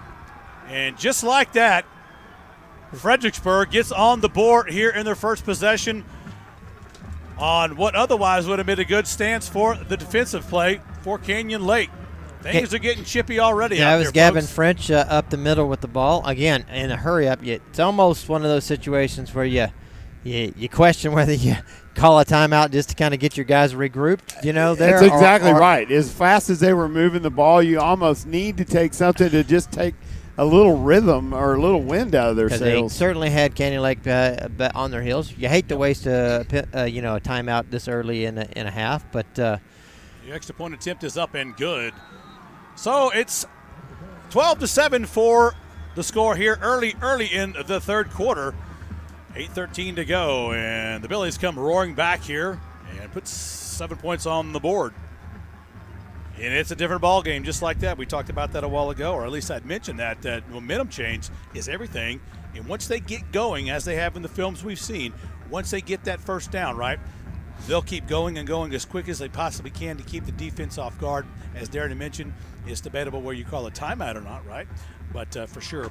Now, this is where Coach Moffitt likes to kick the onside kick. He wants to keep that momentum going. He's done it in the past years, and he's absolutely done it at the sub-varsity levels as well. So we'll see what's up the old sleeve here. We keep the hands team. Yep, number 54, Cortez Rojas. He'll be kicking the ball at the 40-yard line. Now, we saw him kick during the pregame here when they're warming up, and he's got a nice kick. He knows how to kick that onside kick. And the reason I'm harping on that so much is because they've done it in the past.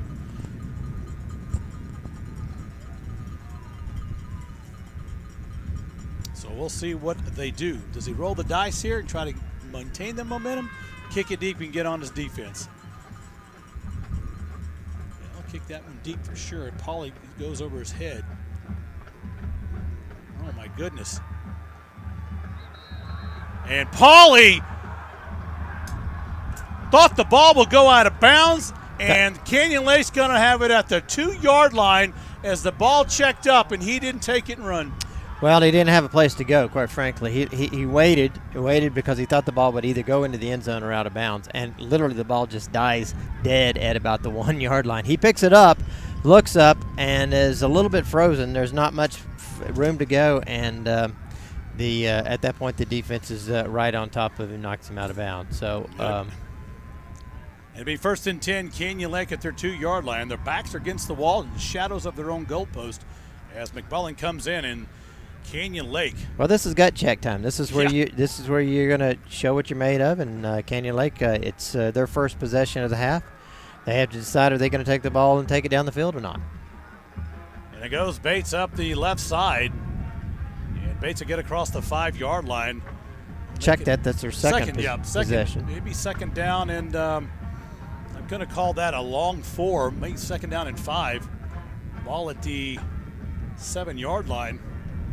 It's a really good play to start with. Give us a little breathing room. Now we can put that, the full effect of the slot T in motion. McMullen up. Bates in the backfield. It's going to be a dive play. There goes Bates, and he's hit. They just squeezed in there. And that was a squeeze play. Linebackers went when the ball was snapped. It's going to be a gain of about a yard. It's going to be a 3rd down and a long 2 for Canyon Lake. Big play for Canyon Lake. They're still inside the 10-yard line at the 8. Getting a lot of downhill movement out of 21 and 33. They're 2 inside linebackers. They're really coming up hard and plugging the holes. Maybe not to make the tackle, but to certainly create traffic jam. Big down for Canyon Lake.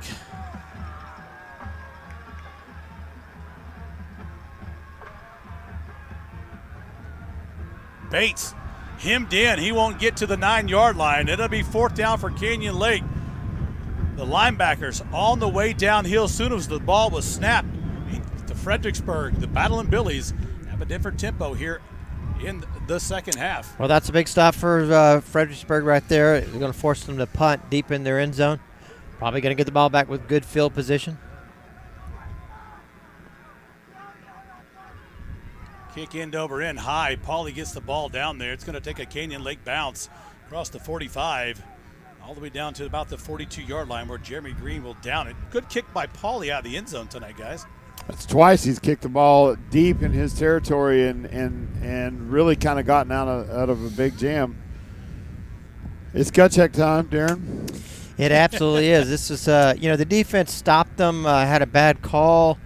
Got back on their heels a little bit. They just got to come out and reestablish themselves on the defense side of the ball. They're doing a lot of really good things out there right at the moment. They've got to put the last possession out of their head and come out and take control of the momentum of this game. Canyon Lake with 3 down linemen. In comes Johnson on the defensive end. He'll shift over. Immel, shotgun, takes the ball. He's going to keep it. And Immel's going to the right side. He's across the midfield mark, and he's slowly brought down by Allman. Still on his feet, down to about the 39-yard line. I'm going to say about the 40. Johnson got caught on the inside on the defensive end on the pinch. I'm going to say they caught him knifing up the field, and the quarterback was able to cut in behind him in the vacancy left by where he rushed from. Hurry up offense. Again, French up the middle he goes, and Canyon Lake. The offensive line is just getting a push right now with the momentum change in the attitudes for Fredericksburg. Gain of 4, 2nd and 6. Ball at the 36-yard line of Canyon Lake. 5:48 to go here in the third. Can Canyon Lake pull one out and have a big stop here? Canyon Lake linemen, defensive ends up on both feet as the audible call by Emil at the line of scrimmage. French in the backfield. Flag on the play by the referee.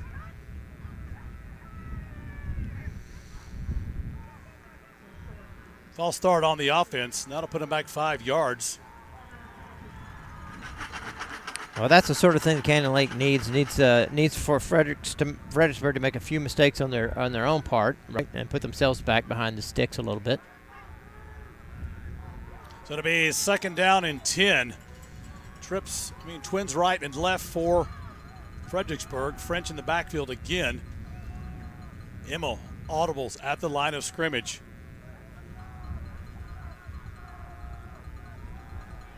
Rolls out to the right side, looks downfield, nobody's there. Here comes Canyon Lake, and Canyon Lake, that was a coverage sack, if you will.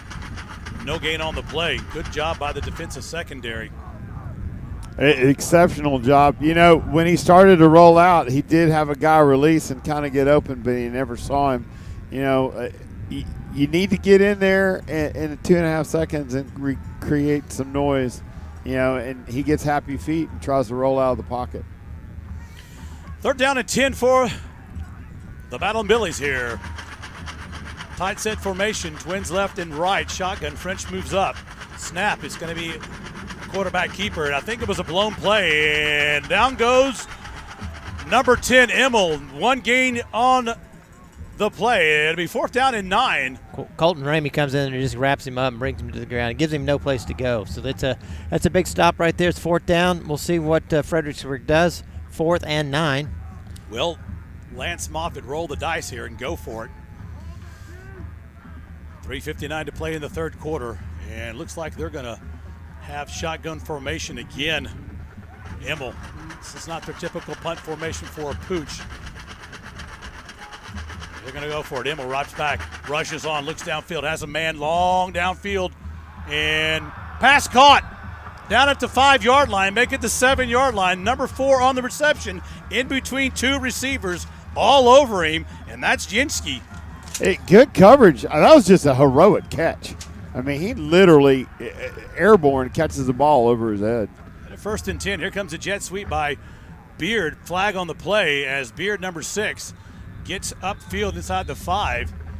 And so this referee threw his flag, and it's going to be a false start on the offense, 5-yard penalty.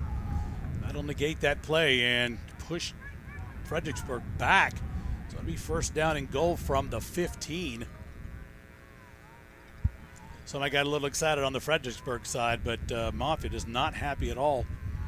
They had the momentum, and a good catch by number 11 again, Jensky, as you said.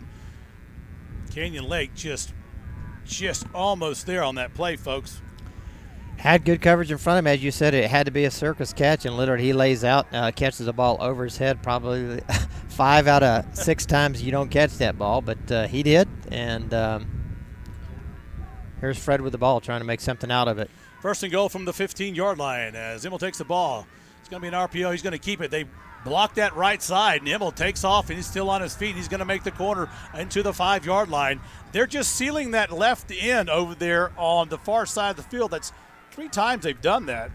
The safety's coming up hard and getting into that lead block, but he's got no backside pursuit on the last 3 times they've run that to help him out. That'll be 2nd and goal from about the 3-yard line. Canyon Lake looking desperately to hold them out, to come up with a big play or a fumble or something. Referee still has the ball in his hand. He hadn't sat it down yet. And they're going to finally at the 3-yard line. Here comes the Billies. Hold on to your seat, folks. It's going to be a last-minute game for tonight. Split out wide either side of receivers. In comes French on the motion. It's going to be a quarterback keeper at the middle. Touchdown, Fredericksburg. Just like that, within about 6 minutes, Fredericksburg has got 13 points on the board. They're going to do it on the – they're just basically giving it to the back of Immel. And they're going to put it on his back. It almost is a la Ellinger and University of Texas. They got one guy out there playing a heck of a game, and then he's just going to keep carrying the ball until you keep running until they can't stop it, right? Here comes Cordero Rojas with the extra point attempt. The kick is up, and it is good with plenty of leg. So, just like that, on some nifty running and offensive calling and a play from the ref, 14-12, the Billies up over Canyon Lake in a desperate game for both teams. Well, it all starts with that kickoff that pinned Canyon Lake at the 2-yard line. We couldn't quite get got 9 yards, Gotta needed add 10. that one. I forgot about there. You're right. And that really put them well behind the sticks here. And coaching staff's going to have to get the guys back up here. They're looking a little bit down, like they've been snake bit a couple of times in this game, and they have. But they're going to pick it up, and we'll see if they're able to get something going here on the start. It's critical that they make some movement here, even if they don't score. That they take some time off this clock. That they actually get a couple first downs under their belt. We hadn't seen the creativity in the first quarter that we had here in the second half. We just plugged away, and LJ mentioned a while ago that they did make some adjustments defensively for Fredericksburg, and it showed because we were getting good yards on the plays that we were just running a while ago offensively. So a little bit of a chess match for both teams as the Fredericksburg will line it up at the 40-yard line. So, well, we run a gap control offense, and whenever they fill those gaps that quickly, you almost have to kind of keep them honest with a play that'll spread them out a little bit. Now this one went out of the end zone, and you're exactly right, LJ. So they changed a little bit, and Canyon Lake is going to have to make some adjustments offensively to get the linebackers and the pinch from the inside tackles for Fredericksburg off the ball a little bit. Canyon Lake's going to have to make them pay with the pass. They weren't really in a good position, but down at the 2-yard line to be able to sort of do that sort of thing. But the pass in the first half is what kept them a little bit on their heels. I think they're going to have to use a little bit of that passing action here in the offense in order to get Fredericksburg out of that mode of pinching down and running an extra guy up into the box. 1st and 10, Canyon Lake at the 25-yard line. It's going to be Bates. Bates gets the ball, and Bates gets forward across the 30-yard line, and a whole pile of bodies amassed at the point of contact as Bates will pick up 5 yards to we've been right at the 30-yard line, so it'll be 2nd down and 5 for Canyon Lake, and there's an injury. There's an injury on the field, and it's going to be somebody from Fredericksburg. The timeout has been called. Number 56 down on the field. That's going to be Estrada.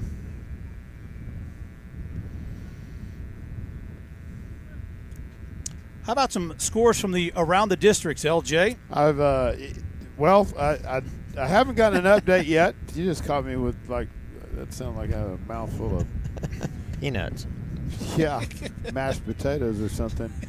I do know that Lampasas was up at the half, 17-12 versus LBJ. Surprise attack. Yes, it's now 17-18 in the third quarter. LBJ up on Lampasas. Wow, that's a back and forth. Yeah. There's a forfeit, of course, with Taylor this week with Burnett, and so tight games in the district so far. Absolutely. Got it all. Let it all hang out tonight. It's the battle for the playoffs and the seedings of the district. In comes Tyler Pauly, number 6, 2nd down and 5. Ball right at the nose of the 30-yard line. Canyon Lake has got to put something together here as Green and Pauly split out wide to the left. In the backfield, it's going to be backside, and that's going to be Horner. Horner gets a push, and it's going to be about a yard too short of the first down. Number 8, Jesse Horner, the senior. He gets behind. That's Harwell leading the tackle, leading the block. Big 3rd down and 2, folks. They've got to get to about the 35-yard line. In comes Dalton Stanley, the kicker. They like to use his body as well. He's a strong end. Here comes a big play for Canyon Lake. It's going to be a backside, and they're not going to get there. They're not going to get there, folks. Here comes the Battle and Billy defense pinching hard, and they shut it down. No gain on the play. 4th down, and you're going to have to punt the ball again, Tyler Pauly. Hats off to the defense of Fredericksburg for making their adjustments here at halftime. It showed off instantly. A tale of two halves, if you will, already. Well, they read that one all the way, and again, they've gone to the well on that one a couple of times there. You got to pick up 2 or 3, and Bates is a little bit slightly built, and not what you wanted to see there. Pauly gets the snap. End over end kick, soccer style, rugby style, and it goes out early at about the 40-yard line is the spot where they'll mark it. I don't think he really got it off his foot just then. It looked like the ball kind of rode up on his shin a little bit and just kind of didn't do what it was supposed to do. Well, Canyon Lake's down by 2 points, 14-12 here with 1:12 to go in the third quarter. Here comes the Battling Billies. Canyon Lake has given up 14 unanswered points. Can the defense rise to the occasion here as Immel takes the field with the Big Red Machine, as they call it? Canyon Lake 4 down linemen on the front with Souza in the game as well as Ramey. Immel, shotgun. It's going to be a quarterback keeper. They're going to try to find the spot that fits him best, and that is just get the ball to the man with the wheels and let him find his own way, and he does for about 6 yards. I think they call his number every play from now until we stop it. That's just what they're going to do to us. We got to figure out how to establish the edge and get our linebackers upfield. Going to be 2nd down and 4. They got to make midfield for the first down. French in the backfield. You haven't used him just as a decoy like Yinsky, number 4. They've put it on the quarterback's shoulders, as you said, LJ. 2nd down and 4. Canyon Lake looking for a stop or a turnover of some sorts here to stop this juggernaut of the second half. It's going to be a quarterback keep again. He's going to find his way in there. Ramey comes to the rescue, and there's Ramey. Good defensive call, and they pinched in on that one with Souza. No gain on the play. It's going to be 3rd down and 4 again. That time Ramey got good penetration off at the end, was able to get a hold of the quarterback and just ride him to the ground. Nice job on this piece. And this is going to be 4 down territory for the Fredericksburg Billies. They're going to push this as hard as they can to get this first down. 3rd down and a long 4. Immel takes the ball. It's going to be a short pass. And good play. Cutting in on the ball was number 12. And that's going to be Peyton McMullen. McMullen gets his hand in there. He just reads it all the way and makes a great break on the ball, gets his hand on it, knocks it down, keeps it from getting into the hands of Trip Dennis, number 17 out there that was on the pass route. Souza comes out. In comes number 64 for Canyon Lake, and they're going to go for it. Why not? Nothing else to lose tonight. They got to lay it all out on the line. Immel, shotgun, ball, low snap, no flag on the play. Look downfield, sack! And boy, what a play by Canyon Lake, and number 10, Immel, had a bad snap, and it's going to be a huge play for Canyon Lake as the momentum shifts on one play. Take your pick on the jailbreak there. I don't think he really wanted to snap the ball at that point. He was caught by surprise. It was a low snap at that, but rolled to his feet. By the time he picked it up, it was a jailbreak, and you had 3 Canyon Lake Hawks that were just hot on him and hit him pretty hard right there and took him to the turf. That's a big loss, big turnover, and as you said, Corey, can this be a big momentum change here in the late here in the third quarter with 25 seconds left in the quarter?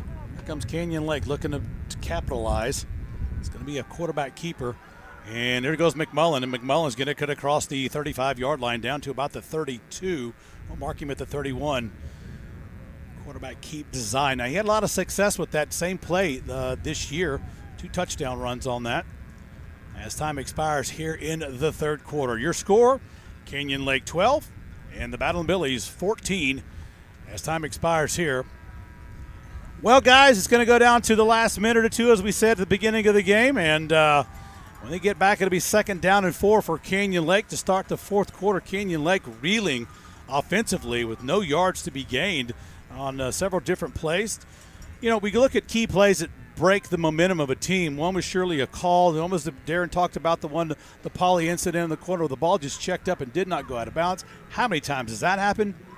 Never.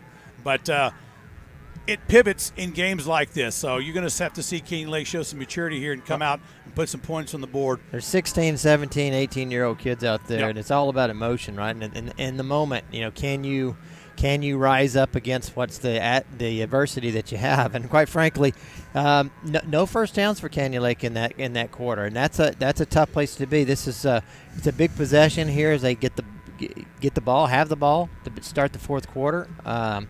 In great field position. They really need to do something with it here and put some points on the board and put Fredericksburg back on their heels just a little bit. Yep. So it'll be 2nd down and 4, the ball at the 31-yard line of the Billies as we start the fourth quarter, LJ. You know, they did what I thought they would do, and they just kind of put it in the hands of Immel. You know, the thing that we've been able to do successfully is get pressure on him, and when we do, Immel kind of collapses. I hope we can keep that. First and 10 is going to be Bates. Bates has a little hole. He squirts out to the left side. Bates still on his feet, tossing and turning. He'll be close to the first down. Let's see where they mark it. Down to the 26-yard line. They'll move the chains, and that'll be enough for Canyon Lake. First down. That's a big momentum mover right there, just to get that first down, just to get that first down here in the second half, just to keep things moving. Right, and establish the edge again. You know, when they're piling up in the middle like that, you know, try to bounce something outside. You know, run a toss, run a sweep, run something off that edge to keep them honest and force the safeties in the secondary to make a tackle. Well, it also puts the defense back out on the field for another 4 downs, and you know, there's something to be said about getting gas. Here comes a jet sweep to the right side. Jesse Horner's looking to make the corner, and he's submarined by French. And it's going to be a loss on the play of about 2, and they read that one the whole way. Went to the well one too many times on the jet sweep. Number 65 is in the game. That's Santiago, I believe. He's been in the game for several plays for Canyon Lake. Yeah, Santiago, he's played quite a bit. He's one of the quick guards that they have on this team, and when they run that jumbo package, or they talked about, you know, with Toich, sometimes at that strong end, they have to bring him in order to get that extra lineman in there. Second down 11. It's going to be a pass play down the middle. Peyton McMullen has a rush. He's rolling to the right, looking, throwing finally. He'll throw that one out of bounds, and that's a good move. It'll be 3rd down and 10. Primary receiver on that was going to be Green, and he was covered down the middle. Yeah, that time they sniffed out that play. You know, we talked about trying to make them pay with his arm, and that time they did not bite on that on the play fake. They stayed with the receiver, and then he had nowhere to go with it. This time, McMullen does a nice job of just extending the play and throwing the ball away to not take a sack in that situation. In comes Pauly with the play to be 3rd down and 10, and Canyon Lake is desperately looking to make a second first down here in the second half. Pass formation in motion is Jeremy Green. He'll come left to right. It's a pass. McMullen looks downfield, has a man, and incomplete. Intended for number 8, Jesse Horner. And I'll tell you what, they just pushed Jesse Horner around a little bit. That was number 12 giving him the Jimmy business, Zuberbuehler. Well, 4th down and 10. He came across the middle. That's a dangerous place to be. He comes across the middle. The ball's thrown a little behind him and a little hard. He goes up and is not able to get it, and he gets peppered right in the back in the solar plexus, as they call it, by the old safety. And Canyon Lake, yeah, you're right. So that's going to bring up a 4th down. And you're Canyon Lake's going to go for it. Deep in the territory. Here they come. Shotgun formation. McMullen looks out, steps back, looks downfield, doesn't have a man. He's on the roll. Throws one down. They're hoping somebody can get underneath it. And intercepted on a deflection. And that will serve well as a punt for Canyon Lake as well as any. Yeah, it's going to pin the ball. Instead of them getting the ball up here at the 20-yard line, they're going to get the ball down at about the 6. So. You know, and the coaches were talking about that. I saw Coach Trim down there, and he was like, let's go for it. And Moses is on board, I think. And you throw it up like that where McMullen had to, right? You can't get a punt back there any better, right? Because no, you would really have punted can't. to somebody, and he would have took off running with it. But an ill-advised play by the Battling Billies just then. They let their motions run away with them, and they should have just knocked the ball down, taking it at the possession. Yeah. Well, it's a crowd favorite when you intercept the ball, but you're right. The end result is they've got it 1st and goal inside the 5-yard line. When they should have knocked it down, they probably could have had it at the 31-yard line. Yeah, 31 yard. Yeah, it'll be 1st and 10 for the Billies, and they're underneath the shadows of their goal post as Immel, the junior, calls an audible at the line. He'll check people in to the play. In motion is Beard. It's going to be a jet sweep, number 6. And they're going to get out to about the 10-yard line, gain of about 5 or 6. Beard does a nice job of taking the ball and just turning it upfield as he cuts to the end. 2nd down and 3, gain of 7. A step ahead of the backer that's trying to keep up with him. Canyon Lake looking for a huge turnover down in the red zone. Looking to hold them here with 9:54 to go in the game. 14-12 is your score. It's going to be Immel again. It's going to be a quarterback keep, and he's going to get hog-tied by the legs. He'll get very close to the first down, folks. But he's got to get out to about the 11-yard line. Yard short. Now, what does Canyon Lake do? If I was the Billies, I'd go for anything I could because I've got to get out of there, right? Well, it's third down. They're looking to try to punch us out of here. 3rd down and 1. Immel in the shotgun with French. It's going to be a quarterback sneak, and they're just going to push the pile, and the pile goes forward. They'll get the 1st down and more as Immel's still on his feet. Tackle by Viatric. You just knew that one was coming, right? Well, they just got in behind that big uglies up front and just used them to push their way forward, and they got their pad level underneath the defensive line, was able to get a push on it, and got an easy 1st down. Big 1st down and 10 for the Billies at about the 20-yard line where they have the ball. We'll get to the Mimo's Taco winners in just a minute after this play. Fredericksburg looking to – here comes Anderson on the blitz from the corner, and Anderson comes in, and Anderson makes the tackle on the side. Number 26, the sophomore. Still, they'll make about 3 yards on the carry, be 2nd down and 7. Well, here are the winners for the Meemaw's Tacos. Ready? Drum roll. I can't do we have it. a drum roll? Okay, No, drum roll. I don't have a drum roll. Joel Anderson and Eric Teutsch. Well, I happen to know that name. I bought one of them a pair of cleats, and the other one I'm kin to. They're your winners for Meemaw's Tacos. 2nd down and 8. Make it 2nd down and 7 for the Billies as they have found their rhythm here in the second half. And Anderson on the tackle again to French, number 11. He'll get across enough to get down close to a 1st down. Let's see where they mark it. It'll be a yard short, 3rd down and 1. Yep, so Joel Anderson, he was the 10th, and Eric Teutsch. I know Eric Teutsch is down on the field playing football. Must be his father, but there's was another the 10th. Eric Teutsch. There's another one, yeah. And so it's those are your number 10 and 20 callers for Meemaw's Tacos. Just go down there, and they'll have your name at the desk. Congratulations, $8 gift certificates. Here's the quarterback draw again, which seems to be their bread and butter. Like you said, LJ, put it on your quarterback's shoulder to win the game, and it'll be a 1st down for the Billies at the 32. Well, you're talking about putting it on your quarterback's shoulders, and in reality, they're putting it on those big uglies right up front because they're getting penetration at that line and getting again underneath the pads of the Canyon Lake defensive linemen who maybe give up a few pounds against the guys across from them, and they're just getting a 3 to 4 yard push each time they snap the ball. It'll be 1st and 10 for the Billies at the 32, and they're trying to seal the deal here on Canyon Lake with about 6:45 to go in the game. 14-12 is your score. French goes into motion. It'll be a jet sweep left side. They block the corners and get good avenues for French to run, and he'll get enough for the 1st down across to the 42. Make it the 43. Here comes Shelley, number 51, into the game. Well, I got a text message from Joel Anderson. I guess is him donating my tacos to Hunter and Chase Anderson. Oh, well. Now I see how it works. Yeah. The good uncle. The good uncle. The good It's always uncle. good to have a good uncle. I'm telling you what, man. They're going to be happy. They're going to need those tacos. Yeah, they're going to need to bow their necks right now. We got to get a stop. 1st and 10, 6:29 to go in the game. 14-12. 1st and 10 at the 42-yard line. And the Billies chewing up the clock here. Number 14 in the backfield this time for the Battling Billies. High snap gets it to French anyway, and Beard, I'm sorry, number 6, Beard. He's just carrying the pile, and I'm telling you, they're getting 10 yards per carry or more with Beard on the jet sweep and in the backside trap. Shelley on the tackle. They're not running any other play. They're running the same thing over and over again. Bring Beard in motion, either fake the handoff to him, run the sweep, or Timeout has been called on Canyon Lake, and that's a good timeout, Coach. Well, I tell you what, when you look at it, you've only got 1 1st down on the offensive side of the ball. That means that the opponent has gotten a lot of 1st downs.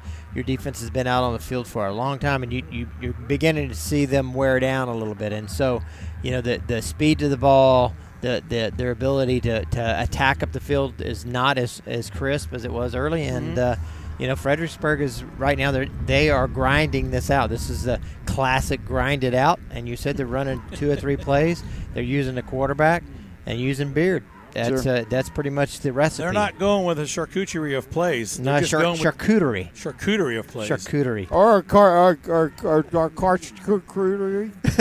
It's a big word. Corey, It's an abundance of food on a plate. Yes, I couldn't have said that if I wanted to. charcuterie. It is a homage to smoked meats and cheeses right there. Well, there you go. I'm all about smoked meats. I'm gonna have to cheeses. still go look it up. How to spell it? It's a what real the heck name. it It's a means. real word. It's a real thing. It really is. It's a real thing. It's a smorgasbord of plays, if you will. And that's what Emil does, and he gets taken down low after a gain of a few on the play. Now, I believe that was number 7 coming in. It was Green taking him out, and Allman as well. That time it got nice penetration over on that left side by Allman, and that made stopped them for only a 2-yard gain. That's a good stop right there on first down. 2nd down and 8 for the Billies. Canyon Lake looking to make a stop here, folks. Under 5 minutes to go, 5:32 in the game, 14-12. They are chewing up the clock. Emil, the junior quarterback for Fredericksburg, bearing the load. There goes Beard on the jet sweep. Canyon Lake sewing it in. Flag on the play, and that's going to be a loss on the play if it stands pending the flag. Coming from the back judge. Would expect a hold right in there, but you never know with this crew what we'll see. That we're No, you don't. You just don't know what you'll see. But that's in the area of a hold, and Canyon Lake will have to make a decision. Do you decline that, right? Bring up a 3rd down, or put them back 10 yards? I think you'd have to put them back at 10 yards. Put them in a play where they have to pass. You might get lucky. With 5:15 left, that's going to use a little clock too. So you weigh it back and forth each direction.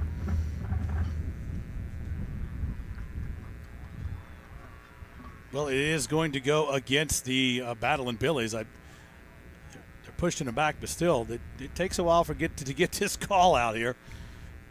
And the decision's got to be holding on the offense. So they'll take the penalty, 10 yards. Yeah, they called it on number 17. Again, I'm not sure, but I think they're just filling in numbers to be able to make the call at this juncture. Well, he does have a mic on, so he's able to use it. So he's going to call out a number, and that's what you do. I've seen Corey do that a time or two. Just I think we need to teach him how to say charcuterie. 99, charcuterie. That's right. That's a culinary delight right there. It's as I said, it's a culinary. It's a culinary delight. Yeah, it's something that. So it's a meat. It's a very refined. It's a meat and cheese board, right? It's all spread out. Well, you can have can have some candied nuts. You can have some things, some pickled olives and things like that. But it's really all about the smoked meat, really. Timeout has been called by Canyon Lake. They did not like what they were looking at. A 2nd down and about 16, 17. But yeah, it's a smorgasbord. It's a prosciutto. You know, prosciutto on there. Man. Oh my goodness, it's the good stuff. Now you're talking my Italian language. The Dago in me. Yes, see, we bring. But it's a very high dish in society. Yeah. I'm down here. Yeah, I'm a commoner. You call it the meat platter. We call it the meat platter at the Martelli house. Yeah, I'm gonna go get the meat platter. That's what What you is the etymology of charcuterie? That right there is I'm French. just telling you. That's French. Ah, see, it's French. Well, we don't no get wonder along. I couldn't There we say go. it. Hey, I'm a charcuterie. Charcuterie. Get a German over here, Italian. The Axis powers Well, I'm are going to say alive and French. well. I'm going to say French. Because the surgeon's French. Aha. Aha. Aha. Le surgeon. Aha, le surgeon. Yeah. Okay. Oh, there we go. Very nice. 449. Le surgeon's charcuterie. Yeah. Martelli house, meat platter. Meat platter. The meat platter. Hey, can somebody pick up a meat tray when you're at HEB? Sure. That's the same difference. 2nd down and about 17 for the Billies at the 44-yard line. 4:49 to go in the game here. 14-12. Canyon Lake wanting to get that ball back. Emil takes the ball. It's going to be a pass. He drops back, zings one downfield, and this one's going to be incomplete as the ball floated down past everybody. Good coverage that time downfield. They had Pauly in coverage as well as Green, and the pass was never really on target. And that's a good effort right there for Canyon Lake. A good job in the defensive backfield. Good pressure up front, making Emil feel a little bit uncomfortable. Yeah, in comes Elijah Johnson and Bowers. Out goes Shelley, number 51. It's going to be 3rd down and that same ugly 17 for Fredericksburg in a passing situation, twins left and right. Immel will be in shotgun. He'll take the ball, look downfield. Here comes the rush. It's Ramey. Ramey's still on the run, and it's going to be a run. Immel will pick up big yards as he gets out of bounds, and right at about the 40-yard line. It's going to be short. It's going to be fourth down, though, right? And Coach Barthel's coming over and telling his defense, it's going to be fourth down and about 3, and they're going to go for it. And Fred's going to go for it. And right there, that was a huge play by Immel as he picks up about 15 yards on the play and makes this a reasonable 4th and 3. Well, 4:33 in the game here, and Zuberbuehler will come in to do the honors, and Zuberbuehler's got the leg. Now, is this really a punt? Is this going to be a fake punt, or they're going to try and draw him off sides? I'm not buying this. Yeah, at I'm this not point. buying it either. I think they'll try to. Well, nobody got in the way, and Anderson's going to let this one go. And the sophomore made a brilliant decision because we'll get that one out the 20-yard line with 4:24 to go. And the offense has got to put it together for an 80-yard drive to get 6 on the board. Kyle Herbert had some nice pressure on the punter there. I mean, he got the ball off. I thought there for a moment he might have a chance to get the block. Well, Canyon Lake held him. They got a penalty, and as Fredericksburg got a lot of penalties in their favor this night, so it goes ebb and flow each way. So Canyon Lake has their destiny in their hands. 1st and 10 at the 20-yard line. 4:24 left in the game. It's going to be a jet sweep to number 22, and that's going to be I thought I saw a flag flying in there. I think that was a shoe. I think somebody – no, it was a towel. A towel went flying. The lights are in our eyes a little bit, so. Rivali? Yeah, Rivali, gain of only 2 on the jet sweep. He ran 25 yards to get 2. Student body left, as they call that one a little bit. In comes Pauly. Out goes Rivali and Teutsch. Canyon Lake. 2nd down and 8, folks. Here comes. That's interesting. They bring out the big guy. They're showing pass. Oh, he wasn't ready for the snap, and Canyon Lake dove on the ball, and holy cow, that was a charcuterie of different things going on there. Oh, that was not a tasty treat. No, it was not. Harwell was able to get on the ball and keep that from being a turnover. But that's going to put him well behind the sticks. It's going to be a 3rd and 12. Yeah, so 3:22 left to play here in the game, and that Canyon Lake shot himself in the pinky toe right there. I can promise you that. So McMullen is back overseeing where he wanted to go with the ball. It was a pass formation all the way, and just an ill-advised snap. Big play. McMullen rolls out to the right side. He's going to look downfield, has a man downfield, and it's going to be caught by Horner. Holy cow, what a play by McMullen and Horner to get the ball down to the 43-yard line. That'll be enough for Canyon Lake. 1st down. McMullen goes in a naked bootleg out opposite of the formation. As the formation goes to the left, he bootlegs out to the right and has Horner coming across the field, just lays it out there for him. And Horner, to his credit, does a great job of running down the ball. Up the middle goes Canyon Lake, and that's going to be Bates. And Bates gets a nice gain of about 5 yards. We're going to call it 5 and maybe 6 as he gets off the bottom of the pile. 2:48 left here in the game. 2nd down and 4. Canyon Lake wants to get that ball. Got to get into at least field goal range. Rivali, backside. Horner with the ball, and Horner gets across midfield down to about the 47-yard line. That'll be enough for Canyon Lake. 1st down. That'll stop the clock with 2:31 on it, and they'll reset it and then start the clock right up again. 2:26 as Canyon Lake comes to the line on 1st down. Rivali split way out to the far left. Bates in the backfield gets a block. Bates has got a huge hole, stiff arm somebody, and he's still on his feet tackling his number 6 Beard, and he did not want to go down, boys. But he got out of bounds, but they're not stopping the clock, and I don't understand why they're not doing that because I that was definitely out of bounds. Here's another call. Oh, my goodness. And the referee winds the clock. He doesn't call him out of bounds. He didn't call out of bounds after all that. Unbelievable. Coach Drum is just beside himself. Here comes Dalton Stanley. I've seen a lot of things, folks. I have too, folks. It's going to be Bates. Bates up the middle. McMullen tried to keep it, but quarterback looking for the 1st down. He's going to be short. 3rd down and 1. Missed handoff, 139. 1:38 to go in the game. Bates clearly out of bounds, but there we go again. Be fun to watch this over again in the replays, I can tell you that. 3rd and 1 is where they set on the McMullen keeper. That was a missed handoff, actually. 126. He kind of tucked it in there and tried to just take it up the field. It's going to be a quarterback keep, misdirectional play, and it was an error on the play and misstep on who was supposed to get the ball. Peyton McMullen said he's going to take it anyway. And let's see where they marked the ball. Did the clock stop? Oh, it sure did. With first down, Canyon Lake. That is a first down play. McMullen was able to just squeak it out as, again, turns the wrong way, or the running back goes the wrong way. Not exactly sure what happened there, but the clock starts up here as they reset. 1:08 left. 1st and 10, Canyon Lake. It's going to be a pass. McMullen down the field's got a man wide open. Oh! Viatric had it right in his hands, and he drops it at the 5. Sweet son of Zeus.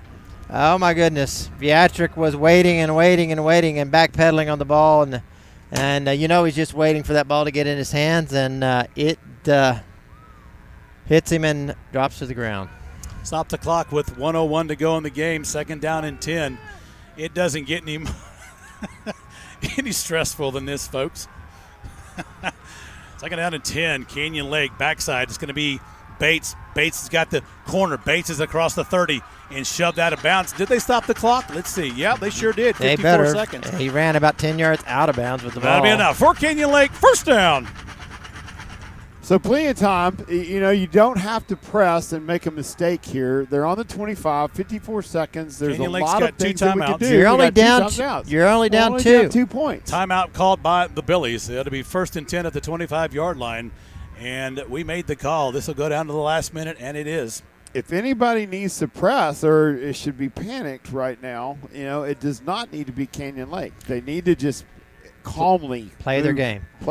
Let's just reset it here. It's 54 seconds left in the game. 14-12. Billy's up by 2. Canyon Lake is down to the 25-yard line. First down. Plenty of time. 2 timeouts. 2 timeouts. The Billies only have 1. And you said it was going to come down to the wire. I said the last minute. I said it a while ago. At the beginning. Did you say it at the beginning of the game, or did you say it at the beginning? I've said it so many times. I'm making sure I say it enough times so somebody remembers. I remember at some point in time you did say it. Yeah, well. But it is that. It's coming down to the last minute, folks. Canyon Lake 1-1 in district. The Billies 0-2. Big implications on this game.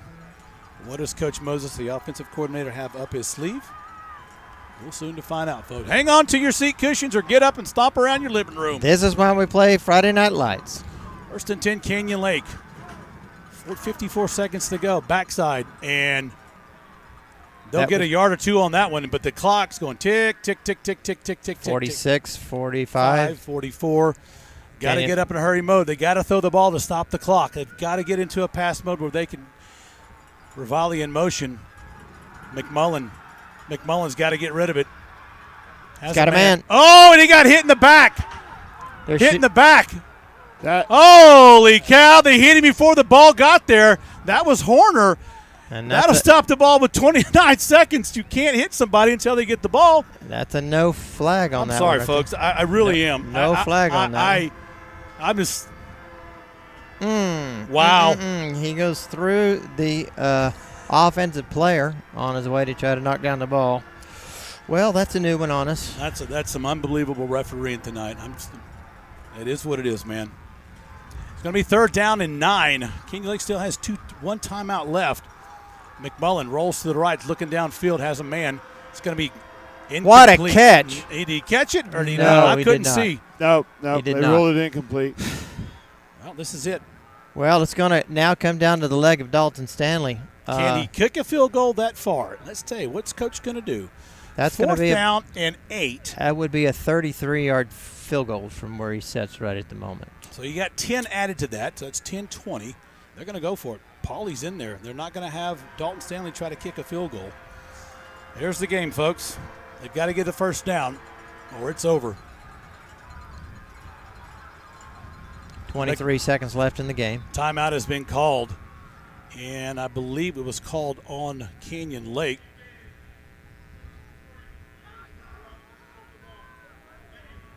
What did he say? Please something, the ball, the offensive.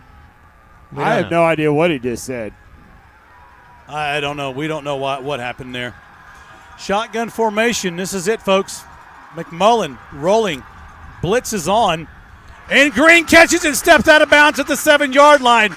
Holy Toledo. Jeremy Green with the big catch. A few seconds left. 17 seconds. 1 timeout to go. Canyon Lake does have 2 timeouts actually left, according to the board. Oh, I'm sorry, 2 timeouts. I think they only used 1, so they still have 2 timeouts, 17 seconds. So look, they're at the 5-yard line. This is right where you want to be. This is exactly what Canyon Lake wanted to do. That was a great pitch and catch. McMullen had somebody coming in his face. He stands his ground, fires a bullet down to Green. First and goal from about the 5. Backside, Horner. Horner doesn't make it. They got to call timeout. Horner dives in and gets 10 stuffed seconds after about a yard gain. So we got time enough for 2 plays.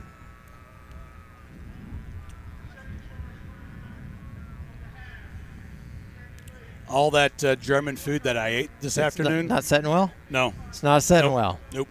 I don't have any Tums or Rolaids. I can make a heck of a commercial right now. Well. Or we could go with the defibrillator. It's good to get the old defibrillator out, but I think you're all right there. I think it's just a little gastroenteritis. I'm feeling a little bit of a climp. Yes. A little bit of climp. He's I gonna be more choked than, LJ earlier tonight. Yeah, you almost horse collared him to the ground. Well, this is Friday Night Lights. This is why we come. chased a minnow with a butter knife last week, but Yep. I'm telling you, you could cut the tension in the air in this stadium with the butter knife right at the moment. Man, I'm telling you. It is tight. It is tight. It is tight. And there's 12 seconds left, 12 ticks of the old clock. 12 ticks of the old clock and a handful of. Canyon Lake has the ball at the What ifs? 4-yard line. The 4-yard line. They have 1 timeout left. If you're not standing up at your house, folks, staring into your TV, your social device, there's something wrong. Here we go, folks. 2nd down and goal. McMullen under center. It's going to be Bates. Touchdown, Canyon Lake! Touchdown, Canyon Lake! Bates on the right side! Holy Toledo! Bates with the score! That's huge, folks. That's huge. That is bigger than the Poseidon Adventure. Holy smokes. That's exactly what Canyon Lake needed. 8 seconds left on the clock. Wow! 8 seconds left on the clock. Say it again. 8 seconds left on the clock. James Bates on the right punches side. It in. Canyon Lake goes up 18-14. 18 to 14, and they've got a decision to make. Are they going to kick the extra point, or are they going to go for 2? Well, they're going to go for 2. That'll make it 20. If they got it, 20-14. Here we go. Bates in the backfield. McMullen. Rivali in motion. Pitch out to the right side. Rivali has to raid on. He's going to get the 2 points. Canyon Lake. There we go, Hawks. With the deuce. 20-14. 8 seconds to go on the clock. Wow, what a change of events. And did I mention it was going to come down to the last minute? You did. You said it was about momentum swings. You I said get it a was free about Arby's sandwich. Yeah, you don't need one after the Wiener Schnitzel you ate earlier today. No, I don't. I tell you. It was the Austin brats. It was a sausage combined with 3 different meats and cheeses. And spicy. It was like a charcuterie plate, but not cut up. I have a lot of information on the rolled in a charcuterie big- plate, by the way, that I can offer when we're done with this. Excellent. meat sandwich. Holy Excellent. Toledo. Excellent. Well, we're all here about the educational experience and the Now- win if we can pull off Now, a win in these last 8 seconds. Does the coach kick the ball out of bounds to make sure that he kick it out of here so they get it to 25 or 30, right? You don't want to get it a run back. Do you just kick it out of bounds to get the penalty? I think he'll squib it about 15 yards right in front of the kicker and just have everybody go chase on a calf scramble to get it. That is exactly right. Now they'll come down to 1 play, and you know that they're going to put it on the back of their quarterback, and just see what he can do. It'll be a bunch of deep routes, and if there's nothing on your he's feet move. and off your seat, Canyon Lake, it's kickoff time. I get out of that recliner if you're sitting back eating the Jimmy peanuts. Adams, he's fit to be tied right about now, and I on tell you Grandpa what, Bill as well. Grandpa Bill. Whew, Grandpa spilled his Bill's peanuts all over the sure ground. that he is his grandson made a nice little catch on that drive. Again, Jeremy with the clutch catch. 8 seconds. Anything is possible, but it would sure be nice to get the 8 seconds used up here on the and that'll have it right there at the 27-yard line. 26, 1st and 10 with no 8 seconds on the clock. Now here comes Coach. Well, they blew a whistle. They I did. can't tell if they blew a whistle after or before it was kicked. Canyon Lake called the timeout. Calls the timeout after the play. Got it. So After they're going to the kick. have one timeout for the Billies, 8 seconds. I would think that they would throw some kind of hook and ladder, something around the 40 or 50-yard line. They're going to put their athletes to work. You know it's going to be number 6 or it's going to be number 10. That's who's got to get the ball in order for them to be successful. That's who has had the ball all night. Now, the one person that has made the catch at the end of the game twice, has been number 4. So they can't let anybody. Jensky has made a circus catch. Jensky once today already. So Jensky. They're going to kick it again. I think they called timeout before they kicked it. Honestly, I think they did too, which is interesting to do, but they did. Yep. Real quick update: Lamp is up on LBJ 29-18 with 5 minutes. Here we go again, folks. Here we go with the kickoff. They got no more timeouts, so this will take a bounce, and quickly same result. They're going to quickly cover the ball, go down at the 22.5-yard line. Now, the fact that they took that ball down means that they have a play. Yeah. They have an idea. They have 7 2 plays. seconds. So they're going to set this up to be at trying for 2 plays at least. If they can't make something happen quick, the ball's going to go out of bounds, and they're going to have one more for a Hail Mary. Canyon Lake cannot stop the clock. They got no more time. Elijah Johnson on the defensive line with Souza and Ramey. They'll bring the Beatrick pressure. at linebacker's position. They got everybody with hands in the deep spots. McMullen, Anderson back deep. Hawley. There goes Immel. Immel's getting pressured. Throws one out in the flats. He's got one Make out a the tackle in 40-yard line. space. Make a tackle in space. There's It's a fumble. It's a fumble. It's a calf scramble. They dive on it. Flag on the play. Wait a minute. Canyon Lake says they win. It's going to go against the offense. Holy cow. Hang on, folks. Hang on. The forward lateral.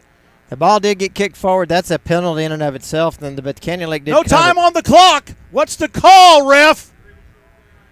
Legal forward pass. Canyon Lake's going to walk out of here with the win. Canyon Lake wins 20-14, and the Billies go to 0-3 in the district. Holy cow, what a win by Canyon Lake. That was a adversity by every step of the imagination, and they pull one off and gut one out. Well, that's a Holy cow. Tremendous effort by Canyon Lake, just keeping it together, staying in the game, not getting down on themselves, making it happen down the stretch, and scoring with 8 seconds left and putting the nail in the coffin, in the proverbial coffin. Woo! And that's going to be tough for Fredericksburg in the old district race as they fall to 0-3 in the district. LJ and Darren, what a game. What a game. Indeed, we've seen flashes of greatness out of Canyon Lake. You know, a bend, don't break type of attitude. We've had several games that we've been in. The difference is in this game, we stayed in it for the entire and honestly, we were getting pushed around on the field. That offensive line stepped up in that last drive and really made a difference. They absolutely did. And they did. They got that one hold when they needed to. Billy's wrapped off 14 unanswered points, and they finally made that stand. You're right. It absolutely was just a game of heart and character and just keeping after it. And look, they had some tough calls along the way. They had some tough calls that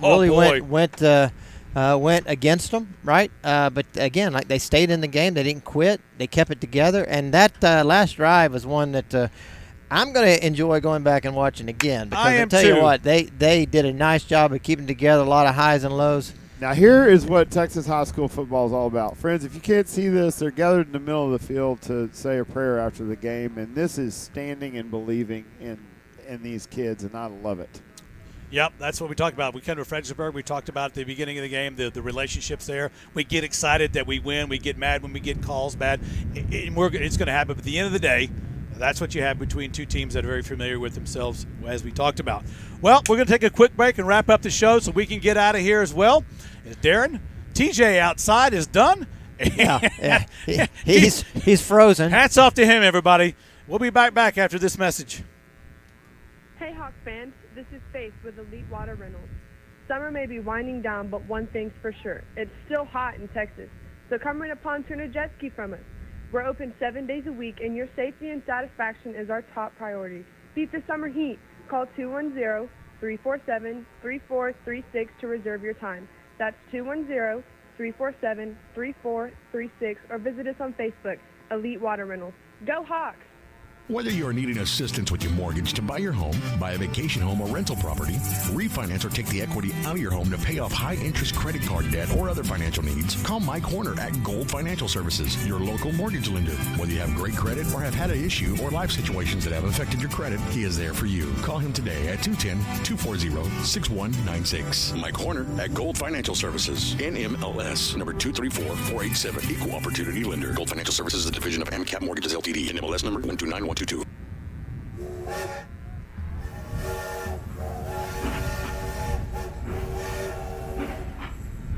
Rain. And we're back. Thank you, Darren, for producing tonight's show. As we have the last goodbyes of the press box cam, Darren, LJ, and myself here. Great game, high energy, high emotion, if you will. And Canyon Lake came in here, did what they needed to do. They took a sucker punch 1, 2, 3 times in the mouth, 2 in the gut. They made a stand in the third quarter, and I tell you what, they finally put together a drive when they needed it the most, and they came out and came away with 2014 win. Huge win for Canyon Lake. Big win for Canyon Lake. Yeah, as you said, just a tremendous effort. Really proud of the kids, just keeping it together and going on the road and doing what they have to do to win. LJ? I thought that they did an exceptional job. You know, when you look at the scoreboard and just think about the outcome, 14 points is a super job by that defense, and that's the second week in a row that the defense has really showed up. And the offense finally gets it going, you know, answers the call, and the hats off to the offensive linemen for just really gutting it up. I give that one to them. They kept us in the ball game. Heady play by McMullen. You saw his senior leadership tonight. He had a whale of a game. Had a heck of a pass to hit Horner in the corner over at the 40-yard line. Absolutely. Had a nice touch on the ball. So Canyon Lake will go to 2-1 in district, and they'll go 4-4 on the overall in the year. I believe that's right. So Canyon Lake in the driver's seat for a seat in the playoffs, at least guaranteed a playoff spot tonight, no matter what. So great game, guys. I can't hold my breath any longer. I got to get on the road. Yeah, absolutely. We got a long drive ahead of us, but good game, Corey. Well done, nice Darren. Job. Well Excellent. done, LJ. Thank hey, you, folks. We'll see you next time. Canyon Lake will be at home taking on Lampasas next week, the last home game of the year. It'll be the homecoming announcements, so stay tuned, and we'll see you next Friday night. Go Hawks, beat Lampasas.